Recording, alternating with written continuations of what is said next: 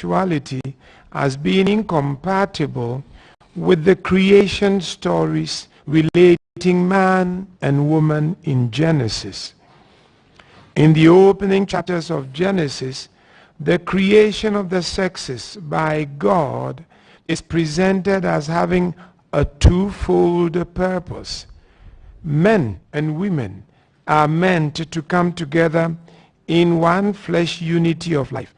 Genesis chapter 2 verse 24. And to beget children. Genesis 1:28.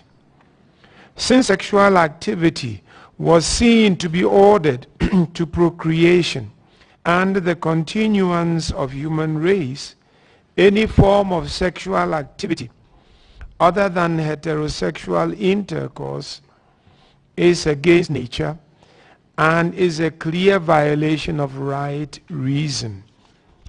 To choose someone of the same sex for one's sexual activity or for marriage is to annul the rich symbolism and meaning, not to mention the goals of God's sexual design. Homosexual activity is not a complementary union able to transmit life, and so it thwarts the call to a life of that form of self-giving which the gospel says is the essence of Christian living. 2. The church makes a distinction between the homosexual condition or tendency and the individual homosexual union actions. For the church, the latter is intrinsically disordered and is in no case to be approved of. In other words, while the church does not condemn people for being homosexuals or for having the homosexual tendency, it condemns the homosexual acts that homosexuals perform. 3. Although the particular inclination of the homosexual person is not a sin, it is a more or less strong tendency ordered towards an intrinsic moral evil, and thus the inclination itself must be seen as an objective disorder. 4. The church rejects the unfounded and demeaning assumption that the sexual behavior of homosexual persons is always and very compulsive, and therefore they should not be blamed for their homosexual acts. 5. Even though the church strongly condemns homosexual acts, it insists that the rights of the homosexuals as persons should be respected. Homosexuals are also human beings, created in the image of God, and they should enjoy the same fundamental human rights that all peoples enjoy. However, what are these human rights? By human rights we mean the universal, inviolable, and inalienable rights that are due to the human person as a rational being possessing a free will. Human rights protect, or are intended to protect, the dignity of the human person against state and society. Specific human rights include the right to life, personal liberty, and due process of law, to freedom of thought, expression, religion, organization, and movement, to freedom from discrimination on the basis of race, religion, age, language, and sex, to basic education, to enjoy employment, and to property. Nevertheless, according to the church's understanding of human rights, the rights of homosexuals as persons do not include the right of a man to marry a man or of a woman to marry a woman. For the church, this is morally wrong and goes against God's purpose for marriage. We should also point out that the European Court for Human Rights has ruled that same-sex marriages, in inverted commas, are not considered a human right, making it clear that homosexual partnerships do not in fact equal marriages between a man and a woman. The ruling was announced 9th June 2016 in the European Court of Human Rights in Strasbourg, France. Nonetheless, in the view of the Church, it is not right to subject homosexuals to any form of harassment simply because they are homosexuals. The intrinsic dignity of each person must always be respected in word, in action, and in law. Homosexuals must be accepted with respect, compassion, and sensitivity. According to Pope Francis, the homosexual person needs to be respected in his or her dignity and treated with consideration, and every sign of unjust discrimination is to be carefully avoided, particularly any form of aggression or violence. In a document called Amoris Laetitia, paragraph 250, families with LGBT members need a respectful pastoral guidance from the Church and its pastors so that gays and lesbians can fully carry out God's will in their lives. Amoris Laetitia 250. The long-held teaching of the Roman Catholic Church has been that while homosexual people, i.e., those who have an erotic inclination towards others of the same sex, are to be loved and respected and not discriminated against, homosexual acts are intrinsically immoral. It is for this reason that the Church does not approve of unions between people of the same sex. Following the example of Jesus himself, who came not to call the righteous, but sinners to repentance, compare Luke chapter 5, verse 32, the Church in its pastoral care is solicitous about the salvation of all God's children and endeavors to show them God's love and mercy.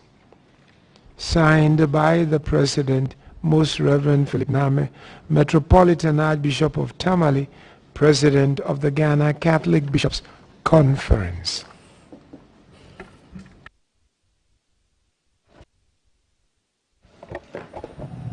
Thank you very much. You exceeded your time when they prompted me, but who am I to cut his lordship short when he is speaking? I am humbled by the presentation, and I do not know where. Well, I found it very difficult to find a difference between the voices. you all sound alike, yes, and you don't mince words at all. Honorable members, if you have any questions. I'm not going to allow any question from any disappointed priest. Catholic priests are here. So the disappointed Catholic priests, be warned. Oh, sorry. I think there were rules set in my absence that we are going to take 3 presentations and then we ask questions. So please note your. I thought that was the agreement in my absence. Okay, Rankin, they have modified that. So let's take the questions, please. You want to ask a question? Are you one of the disappointed priests? I think it's one of them. Yes. No, no, no. I mean what I'm saying. Thank you. For the two guys, the gentlemen sitting opposite each other.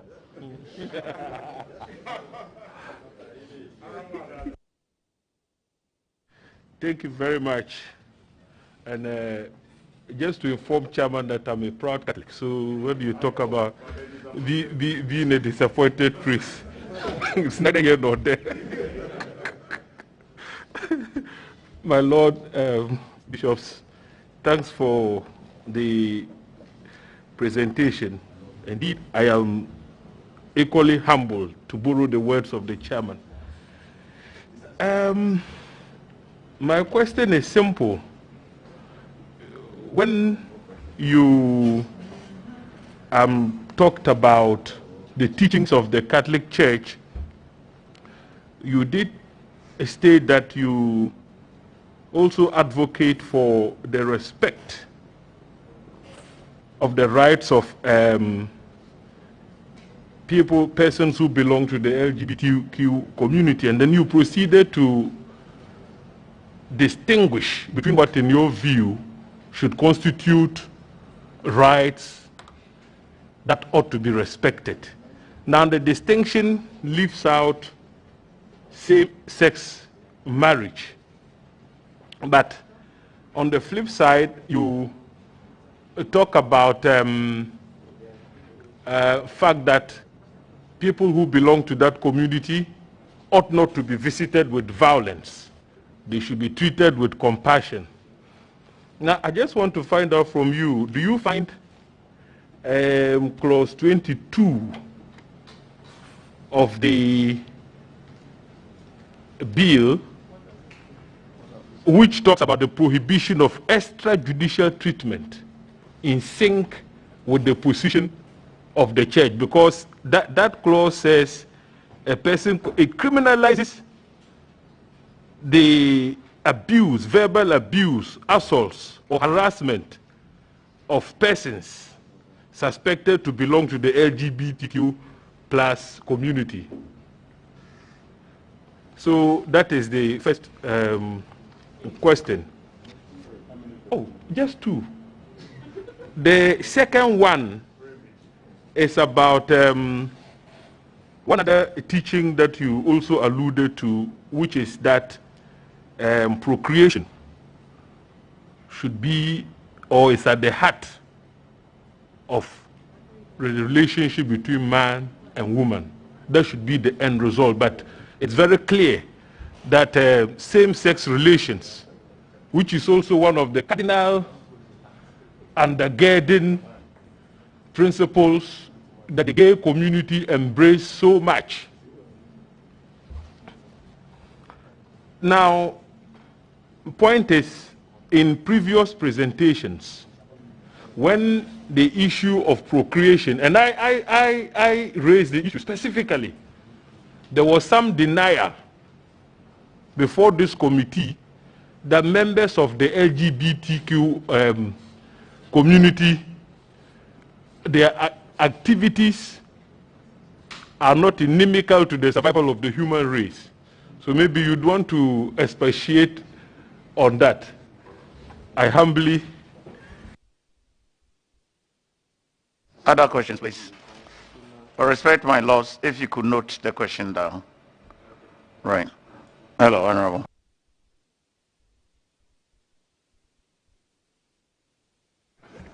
Thank you very much, Chairman, for the opportunity to ask this question. And thank you very much, my lords, the bishops, for honoring us by your presence here. I hear you say that the act is prohibited. We should not permit the union, but we should treat the person with compassion. I think that's basically what I've heard. Act is prohibited.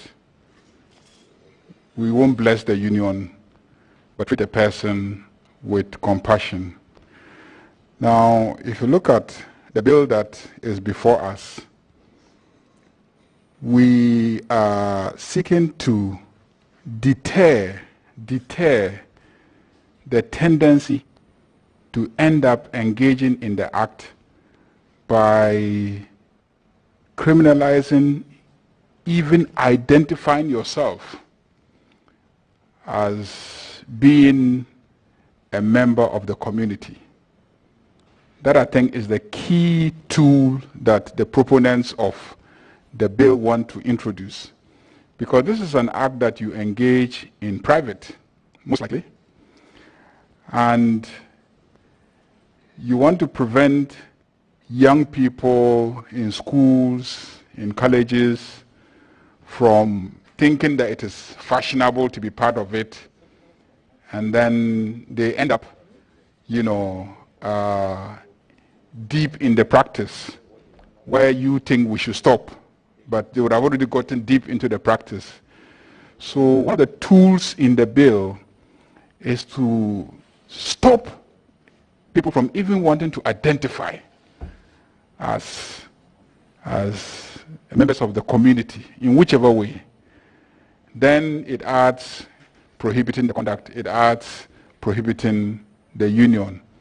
Given the position of the church that be compassionate, don't visit violence on people who identify, what's your position on this key tool that is being proposed? Because that's really the central issue before us.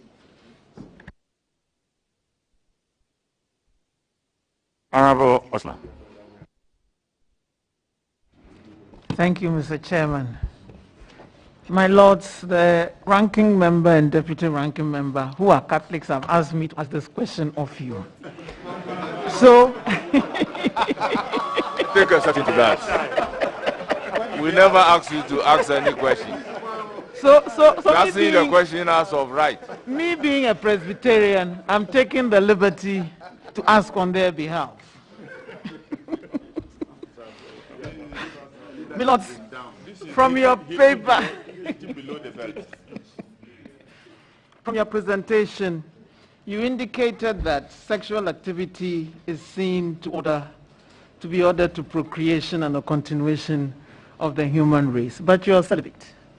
So how are you helping us in that regard? That's the first question. My second question really is akin to what Honorable Ayariga asked. Your paper indicates that you're writing in support of the draft bill. Your conclusion says that you condemn homosexual acts, but that the rights of persons engaged or with those tendencies should be respected. The provisions in the bill that seek to impose criminal and punitive sanctions on people who engage in those acts. How do you reconcile the two? And I see that the provisions in the bill that also insist that they either recant or be punished. And I see that you're saying we should respect their acts, subject them to care and attention, assist them through, and even their families, through the difficulties and challenges that they're facing. So how do you reconcile those two positions? Thank you. Okay. Thank you. Is there any other person apart from? No, I already disqualified the disappointed priest. So, thank you, Mr. Chairman. The Chairman, my question is related to page 3 of the paper, item number 2, when the item number 2 seems to suggest that there is a mutual difference between somebody who has homosexual condition or tendency and somebody who engages in homosexual activities. I'm wondering whether this might not be an academic distinction, because to the ordinary Ghanaian, when they refer to you as this man is a homosexualist, they are saying that in fact he has been engaging in homosexual activities. Otherwise, how do you say he's a homosexualist? In other words, I say I'm a thief, but I don't steal. I'm a thief, but I don't steal. Who will appreciate that? What is the work of a thief? A thief is somebody who steals. You attempted So I'm wondering whether they can expatiate so that somebody can appreciate the context in this item number 2 on page 3. Honorable Dominica, you'll be the last on this. Thank you very much, Mr. Chairman, and thank you, Your Lordships, for the honor done the committee. When His Lordship Palmer Buckle was making the presentation, he talked about certain fundamental human rights that must be respected, including the right of homosexuals not to be discriminated against based upon certain suspect criteria. For instance, ethnicity, sex, and so on.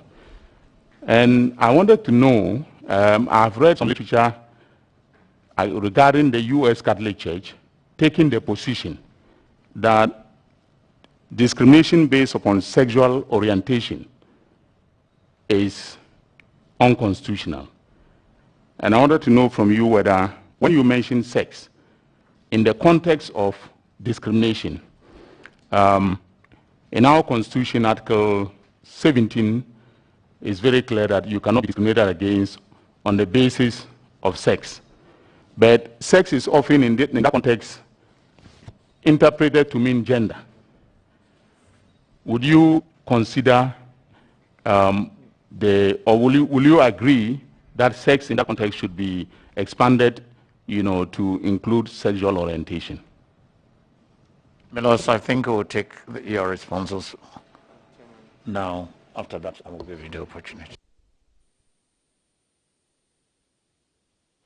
Permit me to say that a bill has been brought to Parliament, and I think yours is to look at the bill and to see if there are excesses or flaws in it, point them out, but the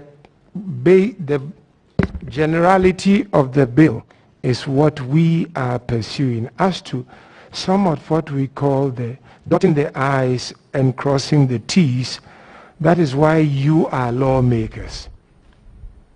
So we are not going to debate what the bill is supposed to have presented. Yet.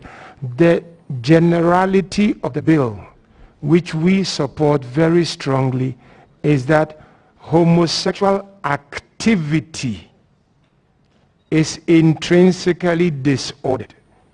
And therefore, if it is intrinsically disordered according to our Christian beliefs, our Islamic beliefs, our traditional religious beliefs, and so on and so forth, you, our lawmakers, whom we have voted there, you have a responsibility and a duty to fashion the bill in such a way that you answer our sovereign aspirations. And I think that is a basis that we and you should not run away from. It's very important. Having said that, I will most probably just, indulge in a few, answers. And the first one, for instance, is how can you protect the rights of a homosexual whereas you condemn the activity? I'll give you a very simple example from the scriptures. Jesus Christ and the woman caught in adultery in John chapter 8.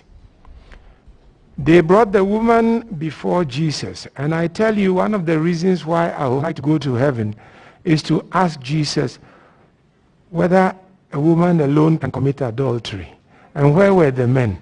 I don't know. This is just for your entertainment. I'd like to go to heaven and ask God about that.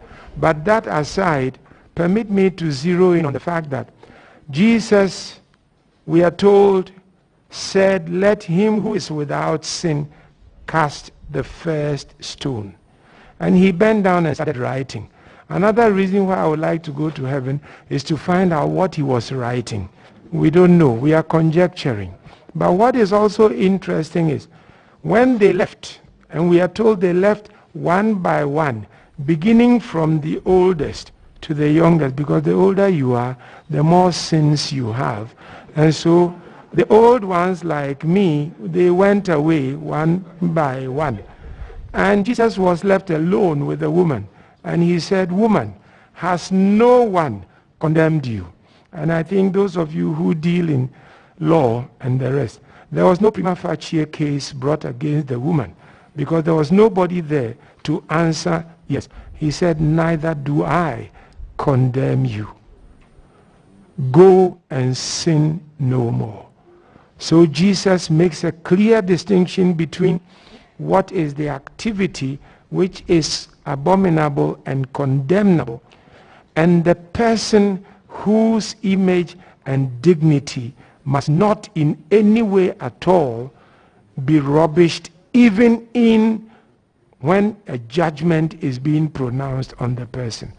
This is just my contribution. I like to take the case of celibacy and procreation.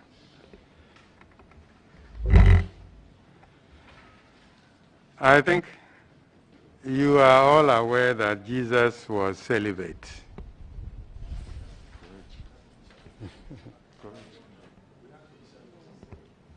And yet, his self-giving and total obedience to the Father was so perfect that he was able to reconcile us sinners, even while we were still sinners, to God.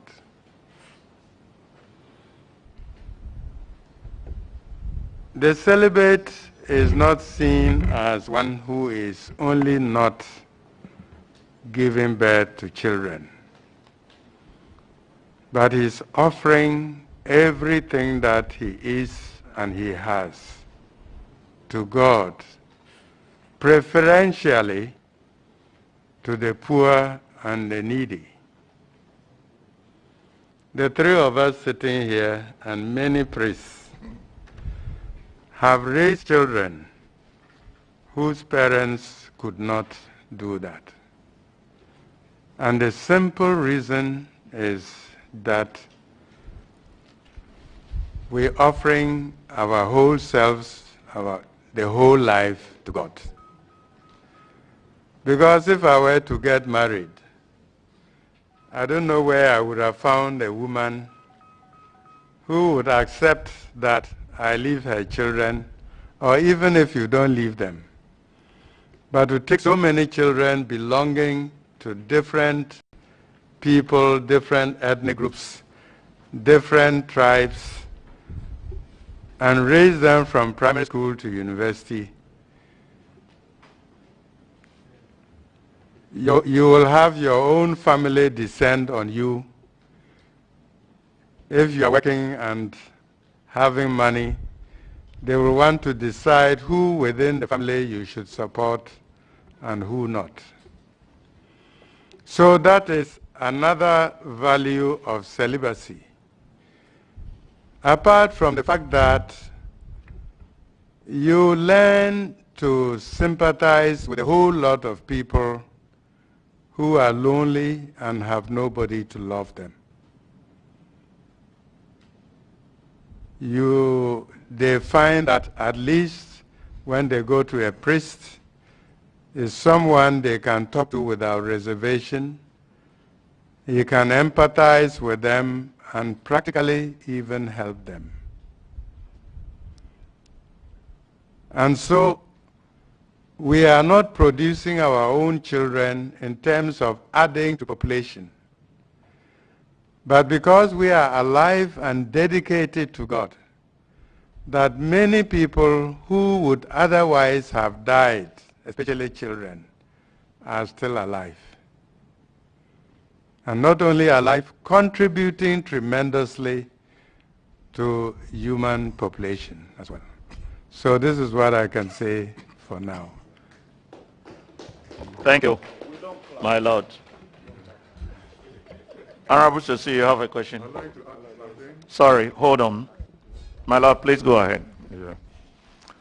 Somebody raised the issue of the tendency to be a homosexual and then the act of being a homosexual. Now, the tendency is different. You know, you all have the inclination, maybe the tendency to go and commit adultery. But that doesn't make you an adulterer until you commit the act. And so the fact that you are homosexual or you have that tendency doesn't mean that you have committed a sin. It's when you go out and do it, then you've committed the act. Then also there was the issue of the use of sex in our language, talking about human rights. So the right not to be discriminated against on the basis of sex. Now this sex is, like as you said, gender, because you cannot discriminate against a woman because it's a woman. So if you do that, then you are discriminating against her on the basis of sex. And so homosexuals also have rights, the fundamental human rights. And so the right to life, right to education, right to shelter, and so on. All these are basic to all human beings, and they also enjoy that.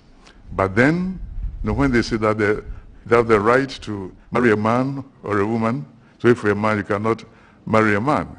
That one is not a fundamental human right. It is not included in the definition of fundamental human rights. Thank you. Hold on, Dominic. No. Okay. Can I, let me. Hold on. Honorable Dominic, I'll come to you. Please follow up. Yeah, my lord, I asked the question. I said the bill goes beyond just prohibiting the act and says that you cannot even identify yourself as belonging to the LGBT community, because the argument you make about LGBT members having fundamental human rights, that is if you even exist. You must exist in the face of the law to claim rights. But this bill is saying that you shouldn't even proclaim your existence as a member of any of the identities described as LGBT. And so if you keep insisting that, oh, LGBT has rights, it means that we should recognize them to exist, but when they engage in the act, we should punish them, or, like Jesus prescribed, we should find other ways of discouraging them from the act without necessarily throwing them into prison. And so we just wanted your take on that specific issue. Permit me to say that I don't think we like to defend somebody else's, we want to make our point. And that is why I said, and I beg you, that you are the lawmakers. That was my answer. You are the lawmakers. And therefore, if you are going to fashion a law that will come out completely against somebody else's fundamental human rights, I think it is our parliament that will be blamed. I'd like, however, to come out and say clearly, in all cultures, because of the sacredness in which they held sex and sexual activity and sexuality, they always circumscribed it with very draconian laws. All cultures, you can go right through. All cultures have had cases where any form of aberration, sexual aberration, was punishable by death, by stoning, because of the danger that it posed to the greater good of humanity, not just of the individual. I will agree that some of the sanctions were draconian. But I like to believe that even capital punishment is only meant to deter, am I right? And that if a person should commit a crime that deserves even capital punishment, it is only the ultimate In fact, that is another reason why the Catholic Church is now fighting against capital punishment. So I'll leave it at that. Lawmakers, please, there will be a lot of opinions expressed, and it is our hope and prayer that you would respect the sovereignty of this country and not allow the intrusion of anybody and any culture and any, what do you call it, body to hold us to ransom. It's a high time we stood on our feet and declared what we believe in. And that is why various opinions have been brought, pro and contra. Please listen to them as dispassionately. I cannot stand here, spend this little time you have given me to defend somebody else's, but generally we are in favor of the fact that LGBTQ activities pose a greater challenge to our dear country Ghana, and therefore we think something has to be done to forestall what could become an irreversible situation like has happened in other cultures. Honorable Sosu. Yeah, he says he has a concern. Thank you very much, Mr. Chair. Your Lordships, there are other groups that appeared before this committee and argued that criminalizing the act as it stands amounts to criminalizing sin. Because you are eminent religious leaders, we would want to have your views on that position, that the proposal as it stands amounts to criminalizing sin. And my lords, the second one has to do with Romans chapter 1 verse 16, where the Bible says that, "For I'm not ashamed of the gospel of Christ, for it is the power of God unto salvation to them that believe." And I'm quoting that scripture in respect of the testimony of one young man who claimed to be a homosexual until he met Christ. And then he changed and is now a straight and not a homosexual. And that the power to change persons who are homosexuals lies in the gospel than in criminal law. What do you have to say about that? My Lord, I may want to ask this question in another way, and I want to find out if it will be all right for us as parliamentarians to conclude that these activities are immoral. God is not happy with this act, and therefore we leave it to the priests to deal with them without putting them to jail. Would we be right? Thank you.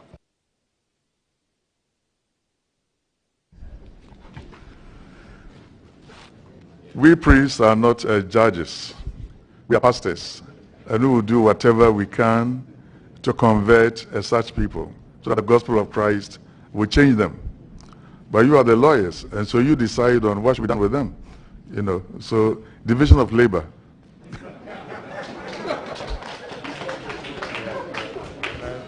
Joe, we are getting into a certain realm. But I'd like to say, please, if you are interested in a theological discourse, we will be ready to come and give purely theological discourse. I hope you understand that. So that as to criminalizing sin, yes or no, we are entering into the realm of theology. We are entering into the realm not necessarily of legalities and the rest. And so I will beg us to stay out of that, because this, you are now raising us into a certain realm that we would need to give you a whole background. I think that is what our paper did. God created them. male and female, he created. He had a purpose. He is the ultimate. And he is asking us to do, and therefore the consequences are. But we did not want to bore you with, theological momo jumbo. So that is why we sometimes have to respect your jurisdiction. I beg you, we want to respect your jurisdiction. We would not like you to forego the responsibility that is upon you. For to them that is more is given, more will be required. My Lord, we are grateful. Dominic Aine, Honorable, you said you had a concern. You will be the last. His Lordship, Archbishop Osebonsu, on the issue of sexual orientation, gave an answer that I wasn't very satisfied with. And that's because... You don't need to be satisfied. No. I think that the public hearings are very important for us. We have the task of passing a law. Interest groups such as, the Catholic Church are putting a position before us. We have to be persuaded, of that position, so that in our debates, we can be informed, because we are a deliberative body, by the positions that have been brought to us by the various interest groups. So I'm very keen about this issue, because I was happy that the position that the church has taken is the position that I hold. But on the issue, not because I'm a disappointed priest, but the chairman keeps referring to me without calling out my name. So, yes, but for instance, let's say there is a minor seminary in your diocese or archdiocese, and there is a homosexual mathematics teacher. He has not molested any of the students. He hasn't engaged in any homosexual activity on campus. He's not trying to convert students to homosexuality and so on. But then your rector fires him when he realizes that he's a homosexual. That is discrimination based upon sexual orientation. What will be your position on that? Honorable Dominic Aine, probably you would want them to say black and white, that do this to them. And I'm not sure we are going to get that from the Honorable, the eminent man. I think that this has been answered. They have said emphatically that the position of the church is that the act is wrong, but we don't have to discriminate against them. And if you read the paper, that expression is mentioned like 3 times in the paper. But nevertheless, my Lord, if you have something to add.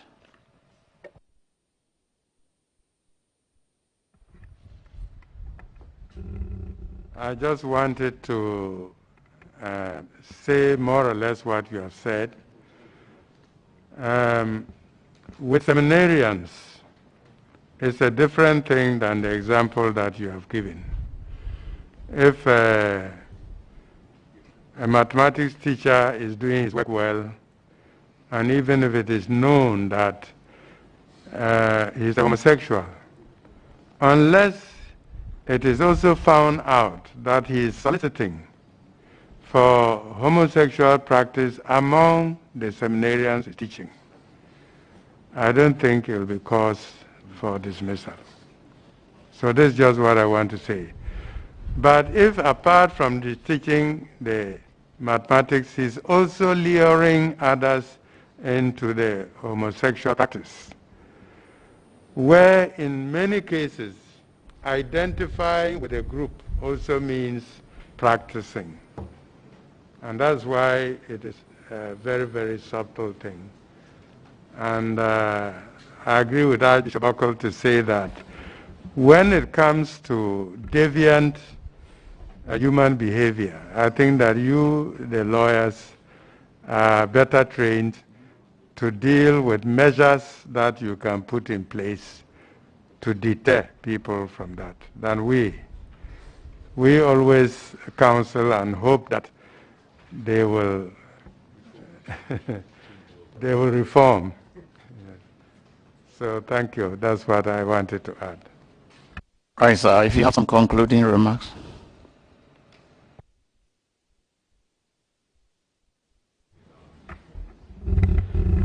My concluding remark is that this is a very heavy responsibility reposed on you. And you need the virtue of neutrality. In other words, you have to listen to all parties.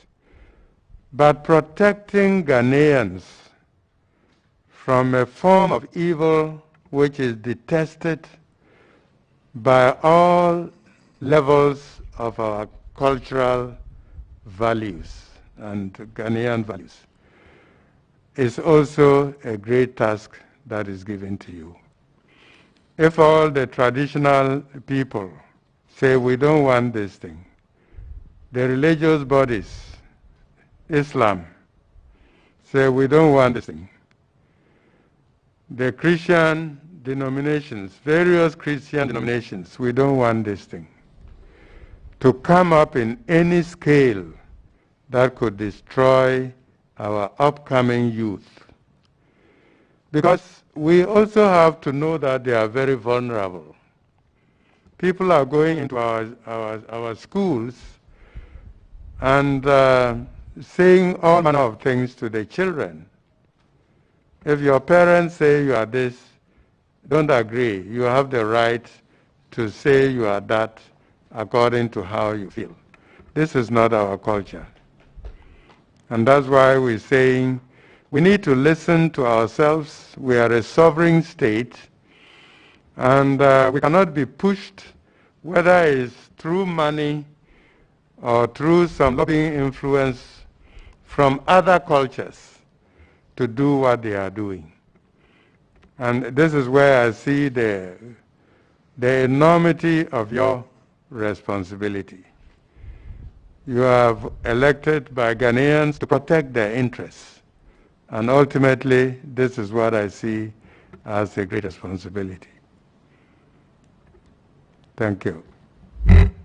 Right, my lords, we are indeed very, very grateful for the education you've given us by stating the position of the church clearly and emphatically. We stand educated. We would ask you to continue to pray for us. And if there's anything that you can do to assist the committee, we will be ready to accept same. My Lord, Osebonso, we'll be expecting you at Asante Achim very soon. Specifically, he has a program. Yes, he's there already. I'm just reminding. So I'll meet you again at Asante Achim Petrensa. Even though I'm not a Catholic, we'll meet again. Okay, thank you. Thank you. We have 4, so you are discharged. We are just going to run away. Somebody whispered in my ear something that I thought could be a form of bribery. Would you like us to pray for you before we leave? Lord, I didn't hear what he said. Somebody whispered into my ear that we should ask to pray for you here before we leave. I was going to ask, would it be a sort of, soft coercion or cajoling? No, my Lord. Okay. We can So assure you would accept that it. this committee doesn't need that, but we need prayers generally. So we could go there. Not Who does not want to receive the prayer can walk out. yeah, my Lord, if you want to pray for us, we will receive the prayers, but not because we fear that there will be bribery. We pray in the name of the Father, and of the Son, and of the Holy Spirit. Amen. Almighty God and Father, we'd like to thank you for our parliamentarians. We also thank you for those who have come to listen to the presentations. You have given our parliamentarians a great task indeed to listen to the various groups of people and to come out with a law which is not unduly discriminating against the rights of human persons. At the same time, to help prevent, especially for our young people, attitudes and practices which displease God and which are also damaging to human health and progress of people. We pray you to bless them. Keep far from them any form of evil that could affect their bodies and their spirits.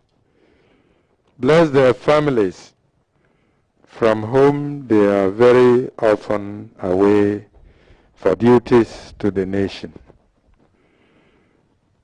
Give them the prosperity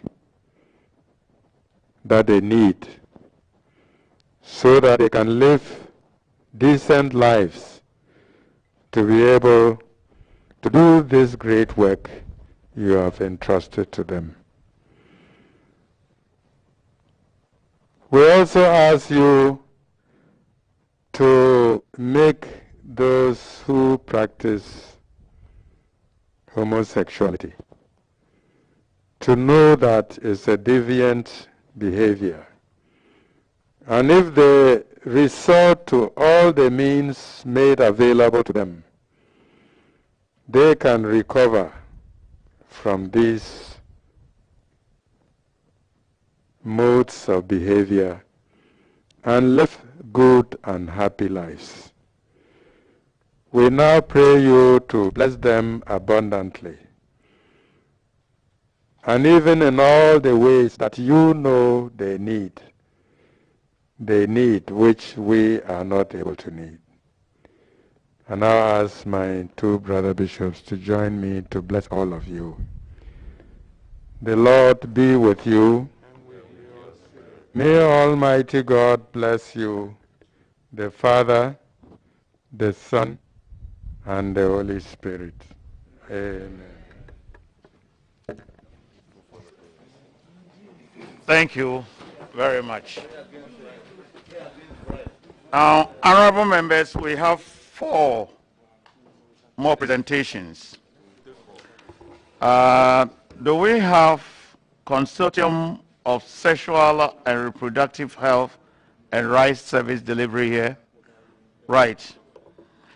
Then do we have the Coalition of Muslim Organization of Ghana here?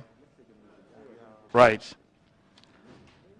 Then we have Honorable Jacob Osei-Yeboah. Okay, join. And then lastly, we'll have presentation by Network for Women's Rights. Are they here? Okay, for Women's Rights. Okay. Now, since, honorable members, what I may want us to do is to listen to the 4 presentations, after which we may ask questions for clarification, so that we don't leave anyone behind, if that is accepted. If it is accepted, our members say yeah, and then we go. Thank you. Okay, so we'll hear you. Kindly introduce yourself, and then right. Now, you know that, sorry, we've wasted your time, but it's helping that you are here to educate us. Please, if you've been here since morning, so if a point has been made, you don't need to repeat that. Just draw attention and proceed. So please introduce yourself and proceed. Thank you. Thank you very much, Honorable Chair. So my name is Abnai Diamwa, and I work with the Planned Parenthood Association of Ghana. and I'm a member of the consortium of organizations working in sexual and reproductive health service delivery. And my colleague here is? My name is Siafa Kamara. I'm the Chief Executive for St. Ghana. My name is Bernard Diewu. I am a Senior Advisor with John Snow Incorporated. My Lord Chairman, my name is Kofi Befi from SK Boafo, Jinyami Chambers. We are lawyers for the consortium. Thank you. Thank you very much, Your Honor. So we represent the consortium, which is made up of the Planned Parenthood Association of Ghana, Send Ghana, Curious Minds, Youth Harvest Foundation Ghana, and JSI Research and Training Institute. The entire membership of the consortium is honored to have been offered the opportunity to make this oral presentation to the committee in relation to the proposed bill on the promotion of proper human sexual rights and Ghanaian family values bill. As a consortium, we have identified 4 key areas of the bill, which, if passed into law, has the potential of negatively impacting the provision of and access to sexual and reproductive health services by marginalized and vulnerable groups. Acknowledging also the various existing intersectionalities of vulnerability and discrimination in the country, of which the LGBTIQ may be said to fall under. Vulnerability here is used to mean the predisposition to suffer damage due to external events. 1.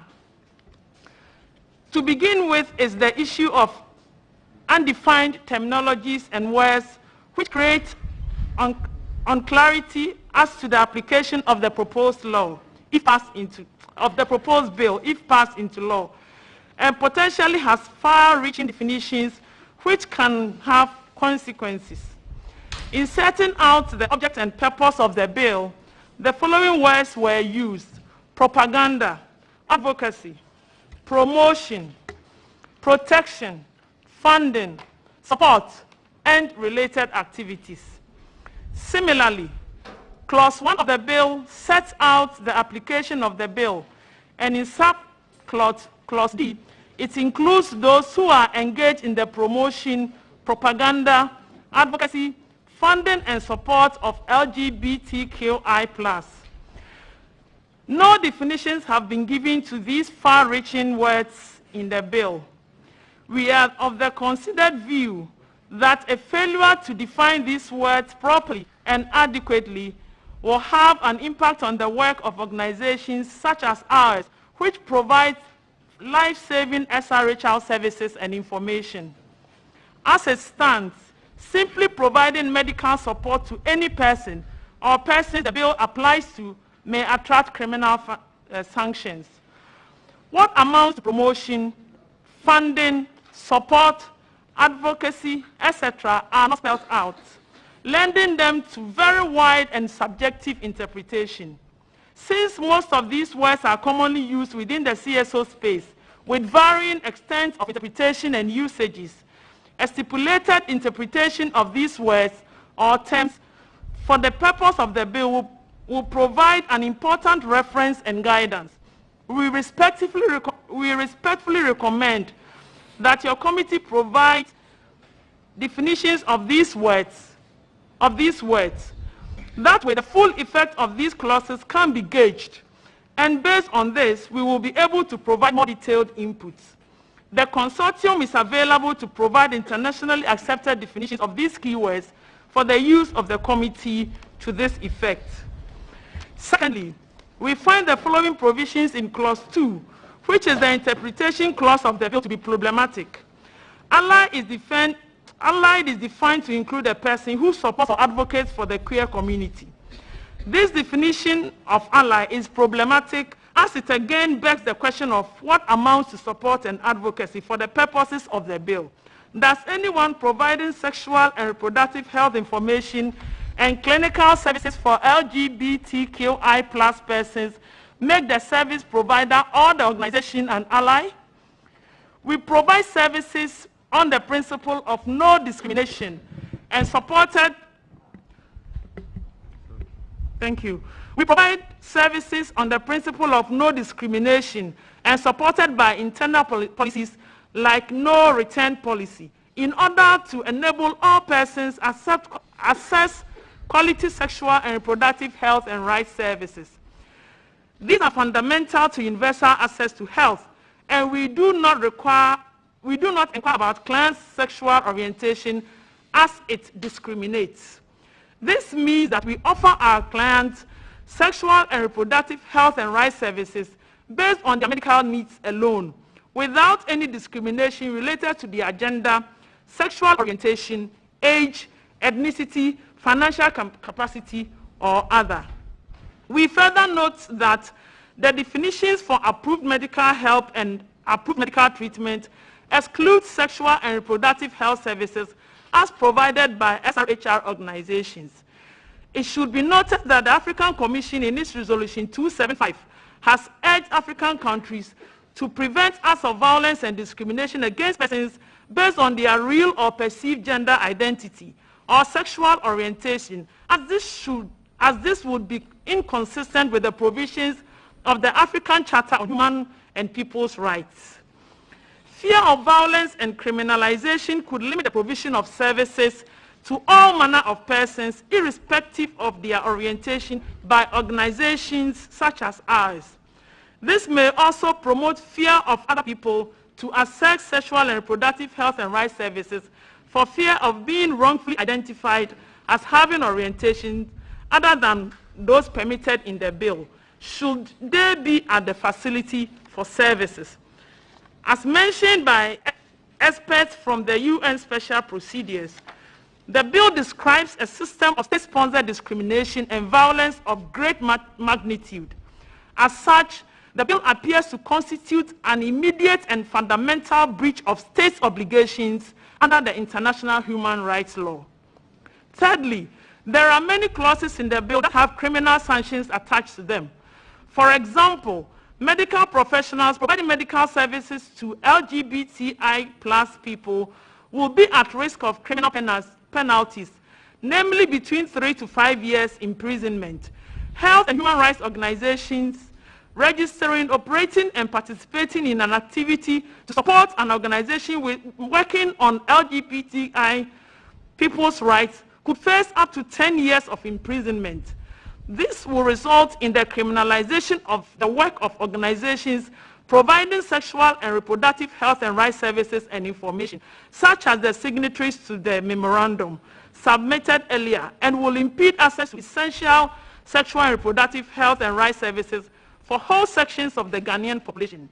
These wide-ranging and severe penalties risk unfairly criminalizing health workers for the simple act of providing medical services, compromising their medical ethics, and preventing a whole section of the Ghanaian population from accessing critical health services.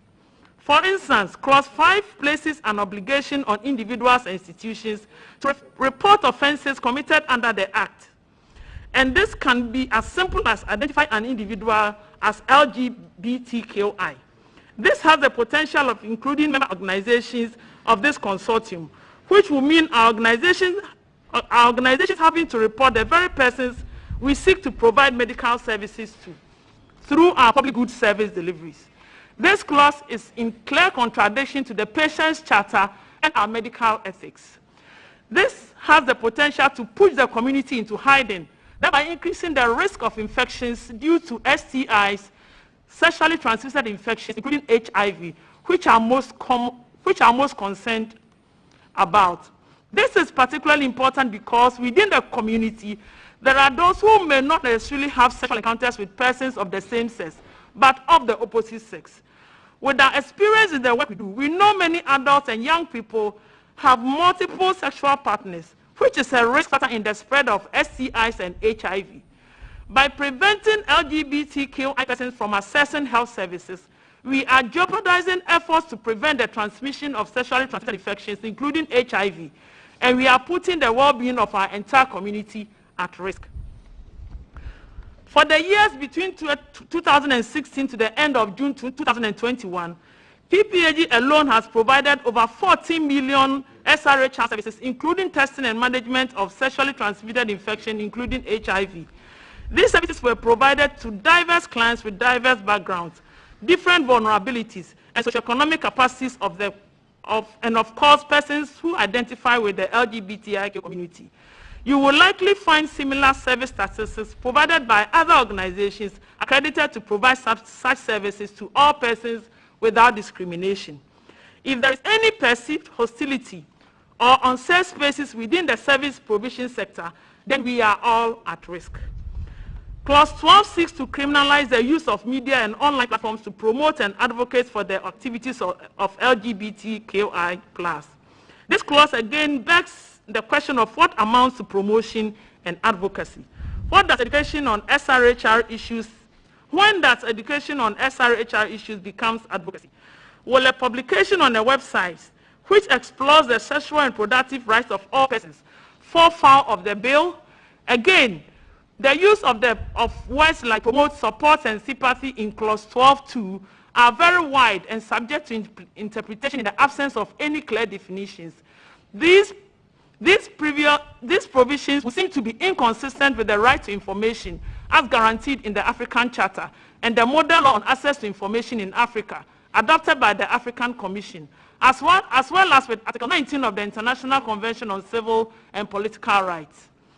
Members of this consortium deploy various strategies for the purposes of creating awareness on issues of sexual and reproductive health, including but not limited to community mobilization, mass media, and social media engagement. For purposes of education and empowerment, organizations explore these various aspects of disseminating information to help the individual make an informed decision in life. Without a clear definition of these words, our critical day-to-day work aimed at creating awareness and educating young people, in particular about sexual and reproductive health and rights issues, is at risk of being criminalized. CSOs strive on safe spaces for purposes of advocacy and activism. Shutting the door on advocacy today may lead to a recurrent act of reducing the very spaces based on which our society is built. Clause 14.1 criminalizes the funding of LGBTQI+ activities. We appeal to your community to consider how such practical scenarios play out in the face of the current wording of the bill.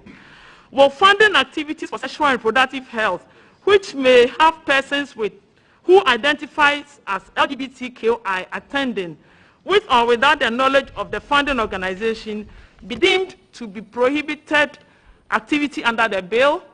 This certainly opens innocent activities. This certainly opens innocent activity organizers, such as members of this SRHR consortium, to criminal liabilities and charges. There is the need for an important consideration on this clause. CSOs have always complemented the work of government in ensuring that gaps in crucial services are filled through various interventions designed and implemented by the CSOs. If we must address the spread of STIs, including HIV, among the Ghanaian population, of which the work of CSOs is crucial, there is the need for education and service provision for all. How do you segregate the target groups for purposes of these educational or awareness programs? Provided that LGBTIQ+ community is targeted in order to reduce the spread of infections and by extension to perceived heterosexuals, this clause suggests that such educational and awareness programs cannot be organized. It leaves everyone vulnerable on the subject of sexual and reproductive health. Further to the above, clause 15 and 16 deal with disbanding institutions and groups that support LGBTQI+ and prohibits the formation of such groups. We call on your committee to consider critically the effect of such a provision on institutions such as those of the SRHR consortium, who have enviable track records of supporting the state in providing the critical needed interventions in sexual and reproductive health and rights to all Ghanaians, including the LGBTI community. Our members continue to play the important role of complementing government efforts to ensure unhindered access to health information and services towards securing a healthy population for national development.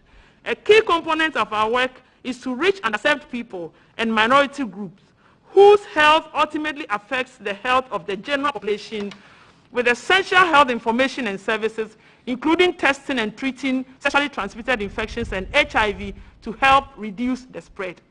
The Ghanaian authorities have the legal obligation to protect equality and non-discrimination and other fundamental human rights of all people in Ghana.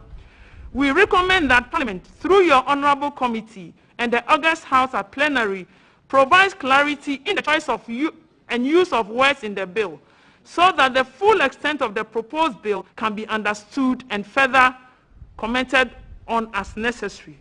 In addition to requesting a clear definition and interpretation of words and clauses of the bill, the consortium is also of the view that careful attention is paid to service provision channels to ensure that the provision of sexual and reproductive health information and services continue to be non-discriminatory and confidential, ensuring that healthcare facilities are safe spaces for all to access quality health care. Thank you very much for your time and for the opportunity. Thank you. Thank you. You were within time. We are grateful. So we call on Mr. Osei Yeboah to also make his presentation. And after Mr. Osei Yeboah, the Coalition for Muslim Organization, after which we will have the Network for Women's Rights. Thank you.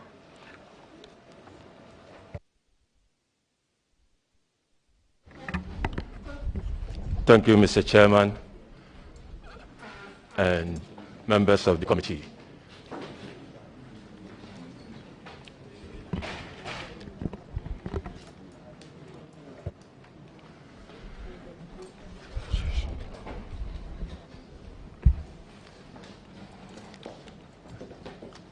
Mr. Chairman, mine is a bit of presentation. Which one? Okay. Good.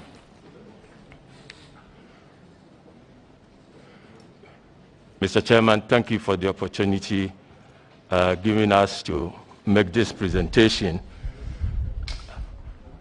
I make sure that we do not delve into the specialization, and so ours was actually to draw the attention of the committee to the foundations of common sense based on all the arguments coming out from the various things. First, let me quote what Albert Einstein said, that three great forces rule the world. Stupidity is first one, second is fear, and third, greed. Stupidity dwells on the fact that we will tend to lose good judgment on an issue. And always there are issues of fear that do not allow us to think rationally and as independent people. And some of us are also motivated by greed. And so you could see that this topic on LGBTQI, you see that it's actually focused on this one. The memo, just as we've all read, for the bill, has actually dealt with culture, religion, the scientific arguments. They are all strong enough. And just as I said, mine is on a common sense foundations of these respective traditions and meaningful love for the well-being of the individual human beings and humanity. And so I have these 4 sections. The first is about human rights issues. We've been arguing, everybody, and a lot of us are quoting various, either UN or whatever. So what is human rights at all? You're talking about the bill in terms of its law, constitutionalism, freedom and liberty, and whether the bill is actually following democratic principles. And then we just try to find out how historical antecedents and then the sustainability of this bill for the next generation of our country. And so when it comes to international human rights issues, it transcends culture, religions, privacy, and societies, just as we've been witnessing with regards to the various presentations. And even in Ghana here, if you want to talk about sexuality and things like that, it differs from one tribe onto the other. And then when we talk about human rights, Mr. Chairman, I think that there are rights protected and that should be enjoyed for being human and not animal or a plant. And so you need to behave as a human being before you can enjoy those kind of rights. So what makes us humans are always reinforced by societal norms, the laws and constitutionalism for the normal behavior. As I sit here, if I felt sick, I will move from not being normal. And for that matter, I have to be attended to in order that I will move back to a healthy situation. And so each one of us needs a form of help. When crime is committed, the correctional processes are applied. Exceptional, acceptable behaviors in societies are rewarded as a motivation to others. It is inhuman to eat through the nose. I don't think that any one of us over here will eat through your nose. Somebody will say, if anybody can do that, we can say that that person is inhuman. The same thing actually goes through the eyes. You cannot eat through the eyes, or you cannot eat through the anus. You cannot walk on your head, or use the ear, or anus, or nose for sex penetration. The moment you begin to do that, I mean, normally common sense will tell anybody that you are behaving as inhuman or being insensitive. Penetration acts, and then acts of corruption and criminality, they all form part of inhuman behaviors that society sets some correctional measures to ensure that each one of us conforms to that which we all ascribe as human. And so human rights protect humans from being injured, abused, or killed by acts of sincere ignorance or consensual stupidity or manipulations. Because some people may live in ignorance and there will be others that will be manipulating them. And I think it's the duty of human rights to ensure that those people are not manipulated and abused because of their ignorance. That is what human rights fights for. And so even it's not an issue to do with the LGBTQI, but inappropriate relationships are also considered inhuman behavior, such as the pedophilia and then the incest. I mean, they are rightful use of the sex organs, but societies do not accept these forms of organs. So it has nothing to do with the LGBTQI issues alone, but it has to do with that which makes us human. The very fundamental human right, without equivocation, is a right to life, followed by any act injurious to human body physically. We all just read the Constitution, Article 39(2). Anything that is injurious, it's always criminalized. And even in our culture, we are supposed to expunge those cultural norms that are injurious to the human body. And so I said that endangered animals are protected by laws. Laws are needed to protect the endangering of the human species. And so there are common sense questions that I think we need to ask ourselves. The LGBTQI issues Are they not going to endanger the human species in the future? And as lawmakers, I think by drawing your minds to this, you will know what to do.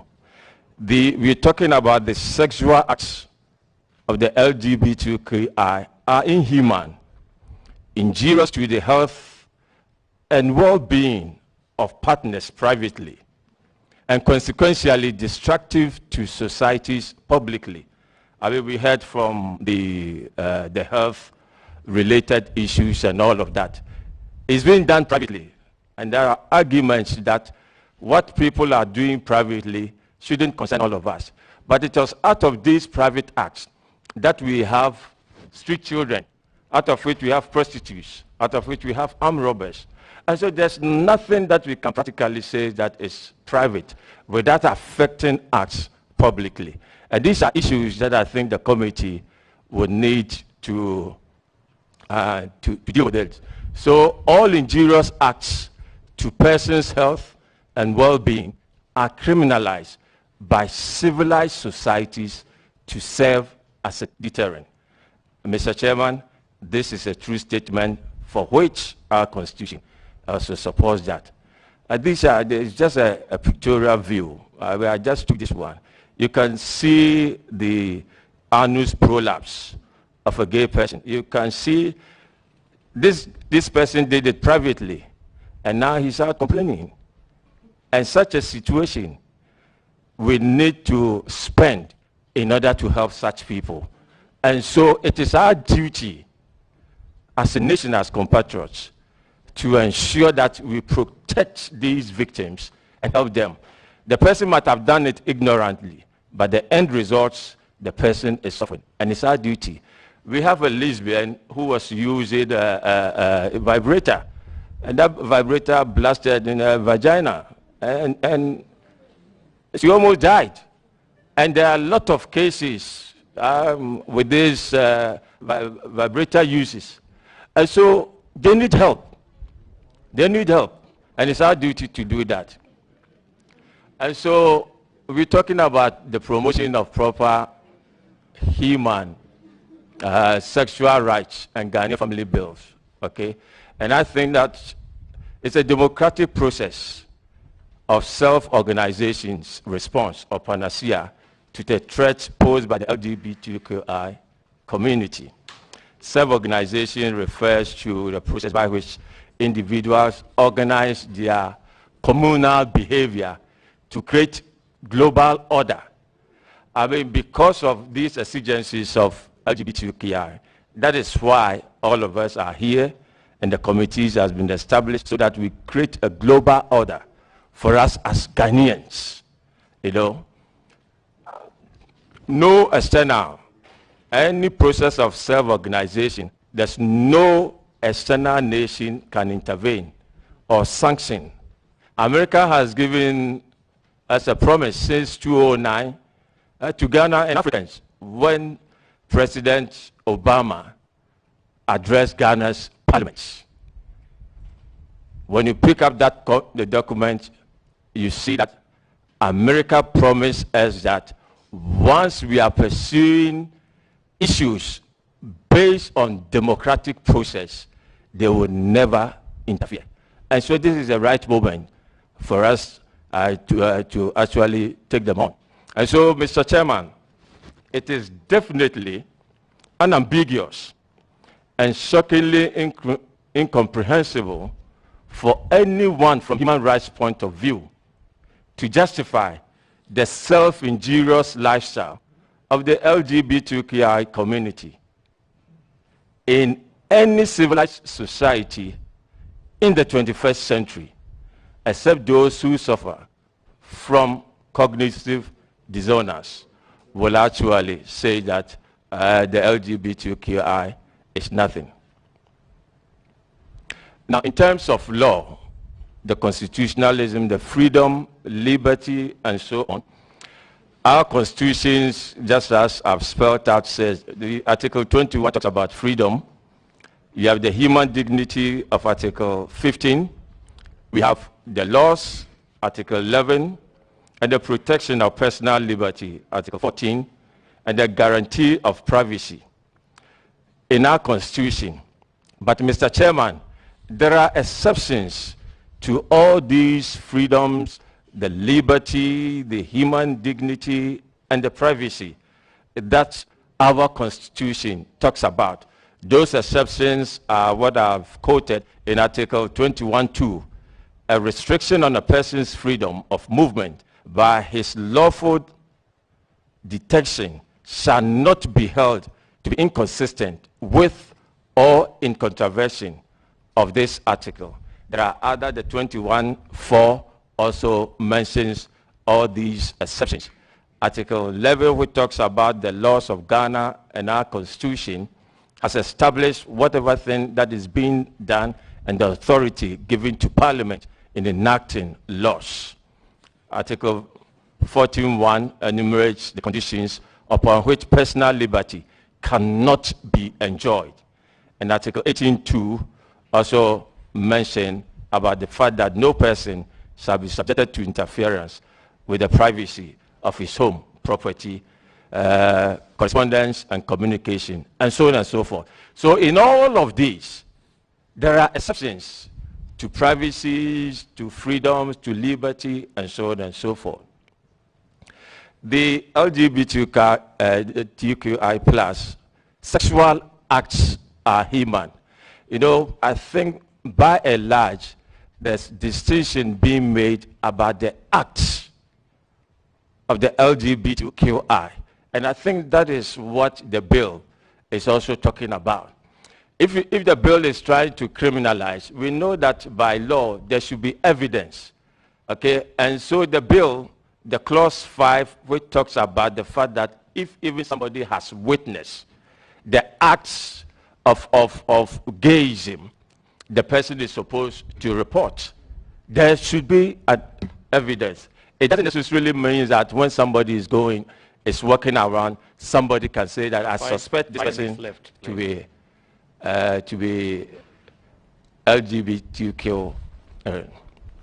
And so the bill, to me, is actually opening up our eyes for us as a people to ensure that we protect our nation against the exigencies and the forces that is actually coming out from the LGBTQI community. Now, one of the most important things that we've actually mentioned is that it shouldn't be left as a bill being passed. But we think that at a point in time, because of the forces, the external forces, it will be better for us as a nation to hold a referendum on this and to decide on this LGBTQI issue, so that it will be very, very difficult for any external influence to change it except referendum. And we are actually calling for entrenched clauses provisions in the 1992 Constitution to support whatever decisions that Ghana will make so far as these issues are concerned.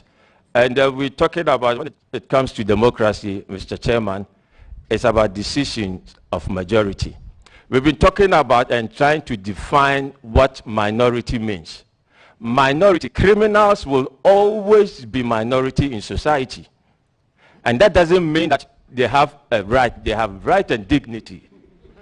But once they are criminals, the laws should actually deal with them.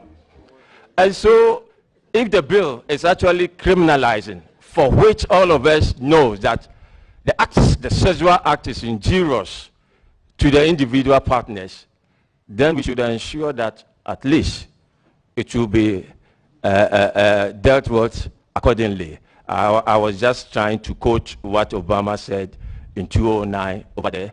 And so, well, we've also realized that, you know, and I think in one of the presentations they collaborated with what I said. In Ghana here, most people participate in this LGBTQ because of poverty related. And so we were suggesting that Article 19 of the bill, we need to have a second look at it and add such that, you know, normally those who tend, especially with the gayism, those who tend to be the women are those who are poor. And so if we would want to protect them such that whenever the rich has been accused, that person's 50% estates can go to the poor. Mr. Chairman, I can assure you to bring confusion among the LGBTQI, because those who are suffering will come out as Ghanaians and to take about 50% of the estate of the rich one. And so we would want the committee to actually have a look at this one. Mr. Chairman, I just took a little of this thing to talk about the historical antecedents. Sodom and Gomorrah, religiosity was there, but the power and influence of people, overtook that generation, and the LGBTQI became pervasive. In Greece, it was allowed, and the love among the gays were being promoted by rich and influential people. That society accepted that because majority of them respected the love among the gays. And that is their society then. The same thing in Romans. And that is why the bishops were quoting Romans chapter 1:26. The Caesars and the pharaohs, most of them were gays, especially Nero. They were known. And so, in Rome, as a means of subjugating the slaves, it was allowed that the male counterparts of gays should be male. You can never be female, to show that you have the power to subjugate the others. So it comes from different cultures and things like that. In Ghana, we have supi and all of that. Mr. Chairman, because of the time spent, the conclusions, I have made it, and as a people, as a nation, Mr. Chairman, the LGBTQI issues, we are actually recommending that the LGBTQI plus Bill 2021 should be passed by Parliament without hesitation, and it will be travesty of justice as a democratic nation to allow a small minority of the LGBTQI to overturn the decision of majority. Thank you.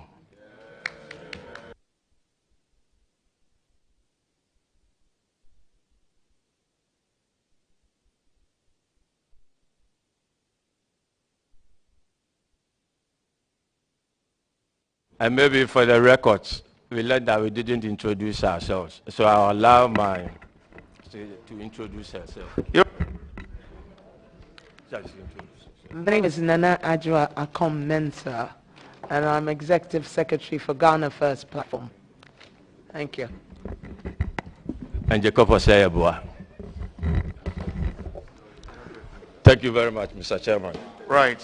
Thank you very much for your presentation, but I believe you are standing by because you don't go, because members will ask questions for clarification. We now turn on the Coalition of Muslim Organization of Ghana. Please come forward and introduce yourselves and make your presentation. But we are very sorry. Are you also doing a PowerPoint presentation? Okay. We are sorry to have kept you waiting all this while. Thank you.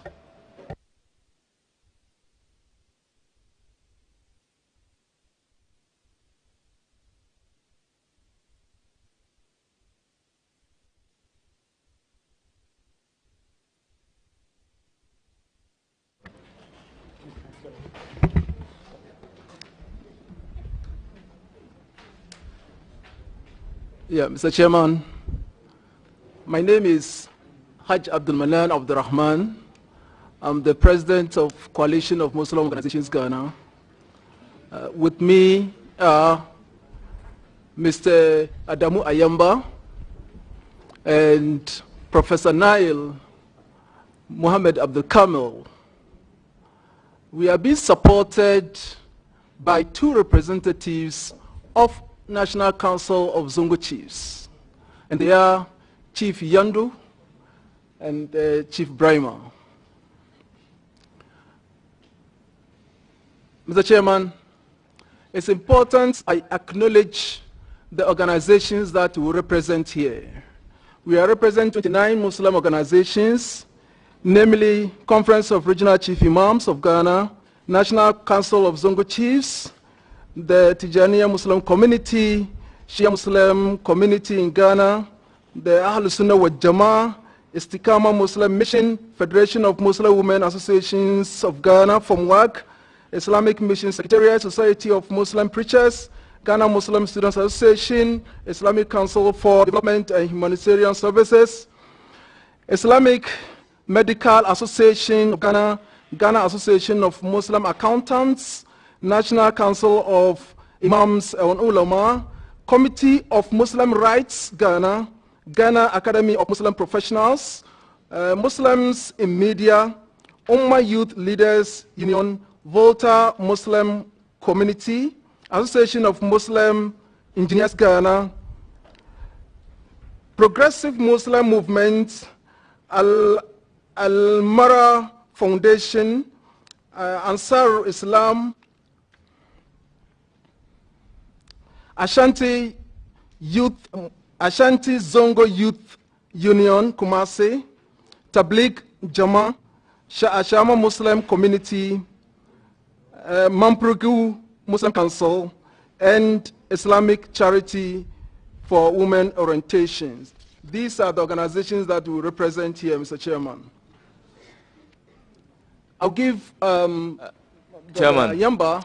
Chairman. Yes, sir. With these organizations that you are presenting, yes, once you are representing those organizations, yes, no member of those organizations are also coming to present after your presentation? No. So that is why when you see our memorandum, yes, they all signed to one common memorandum. Very well, very well. May I start by saying that we thank you very much for the opportunity. We are most grateful.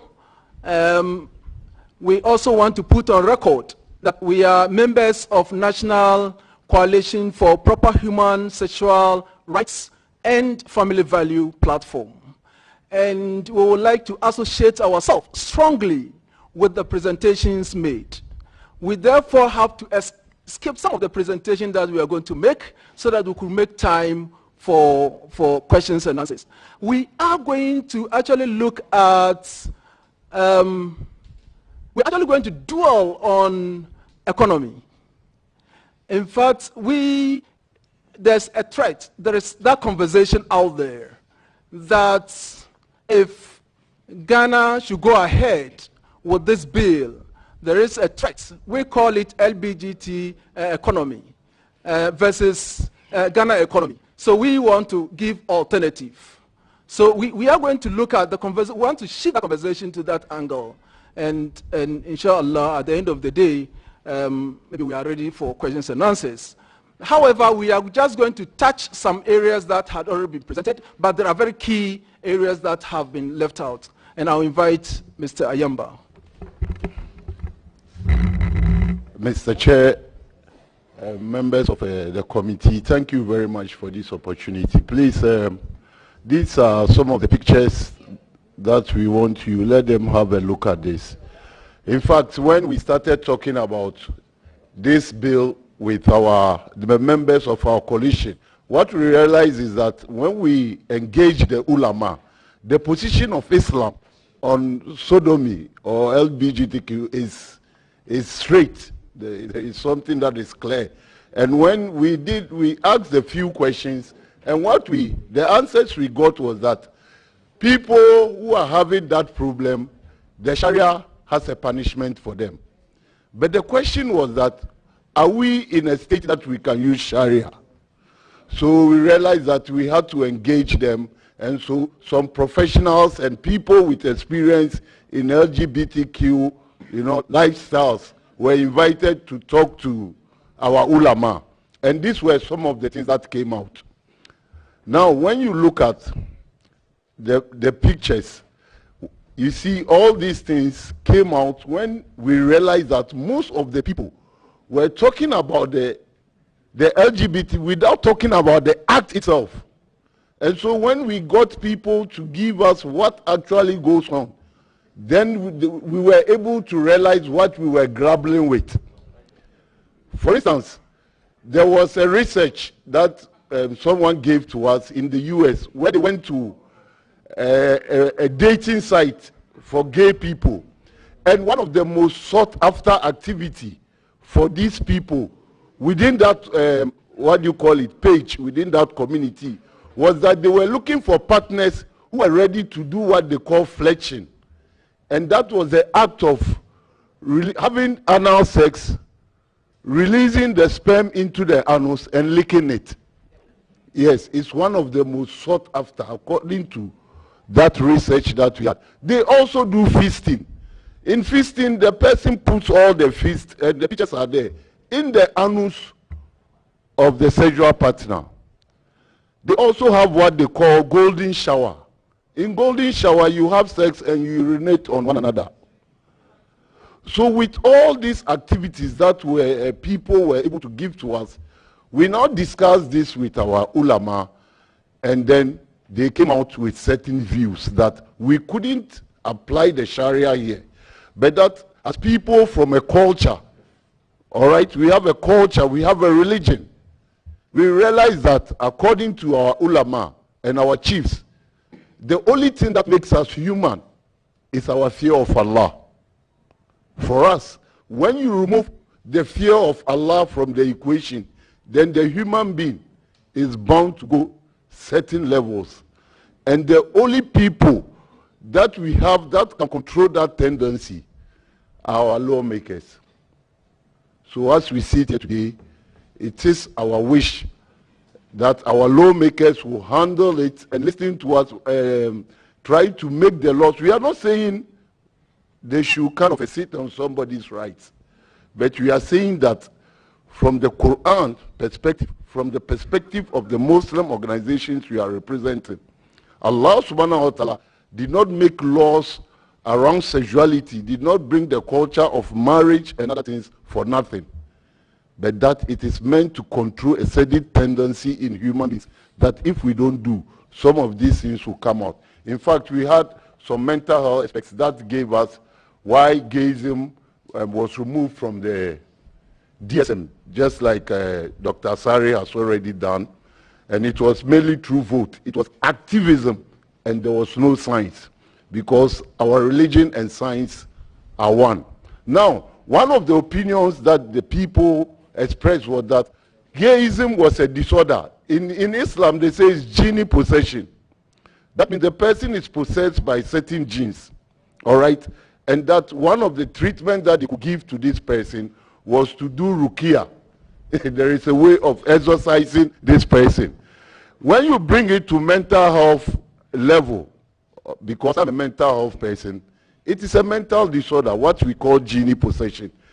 Now, there are certain aspects of the LGBT, please can you go back, behavior that mimics mental disorder. For instance, one of the parameters for determining whether somebody has a major mental disorder is to see delusions in that person.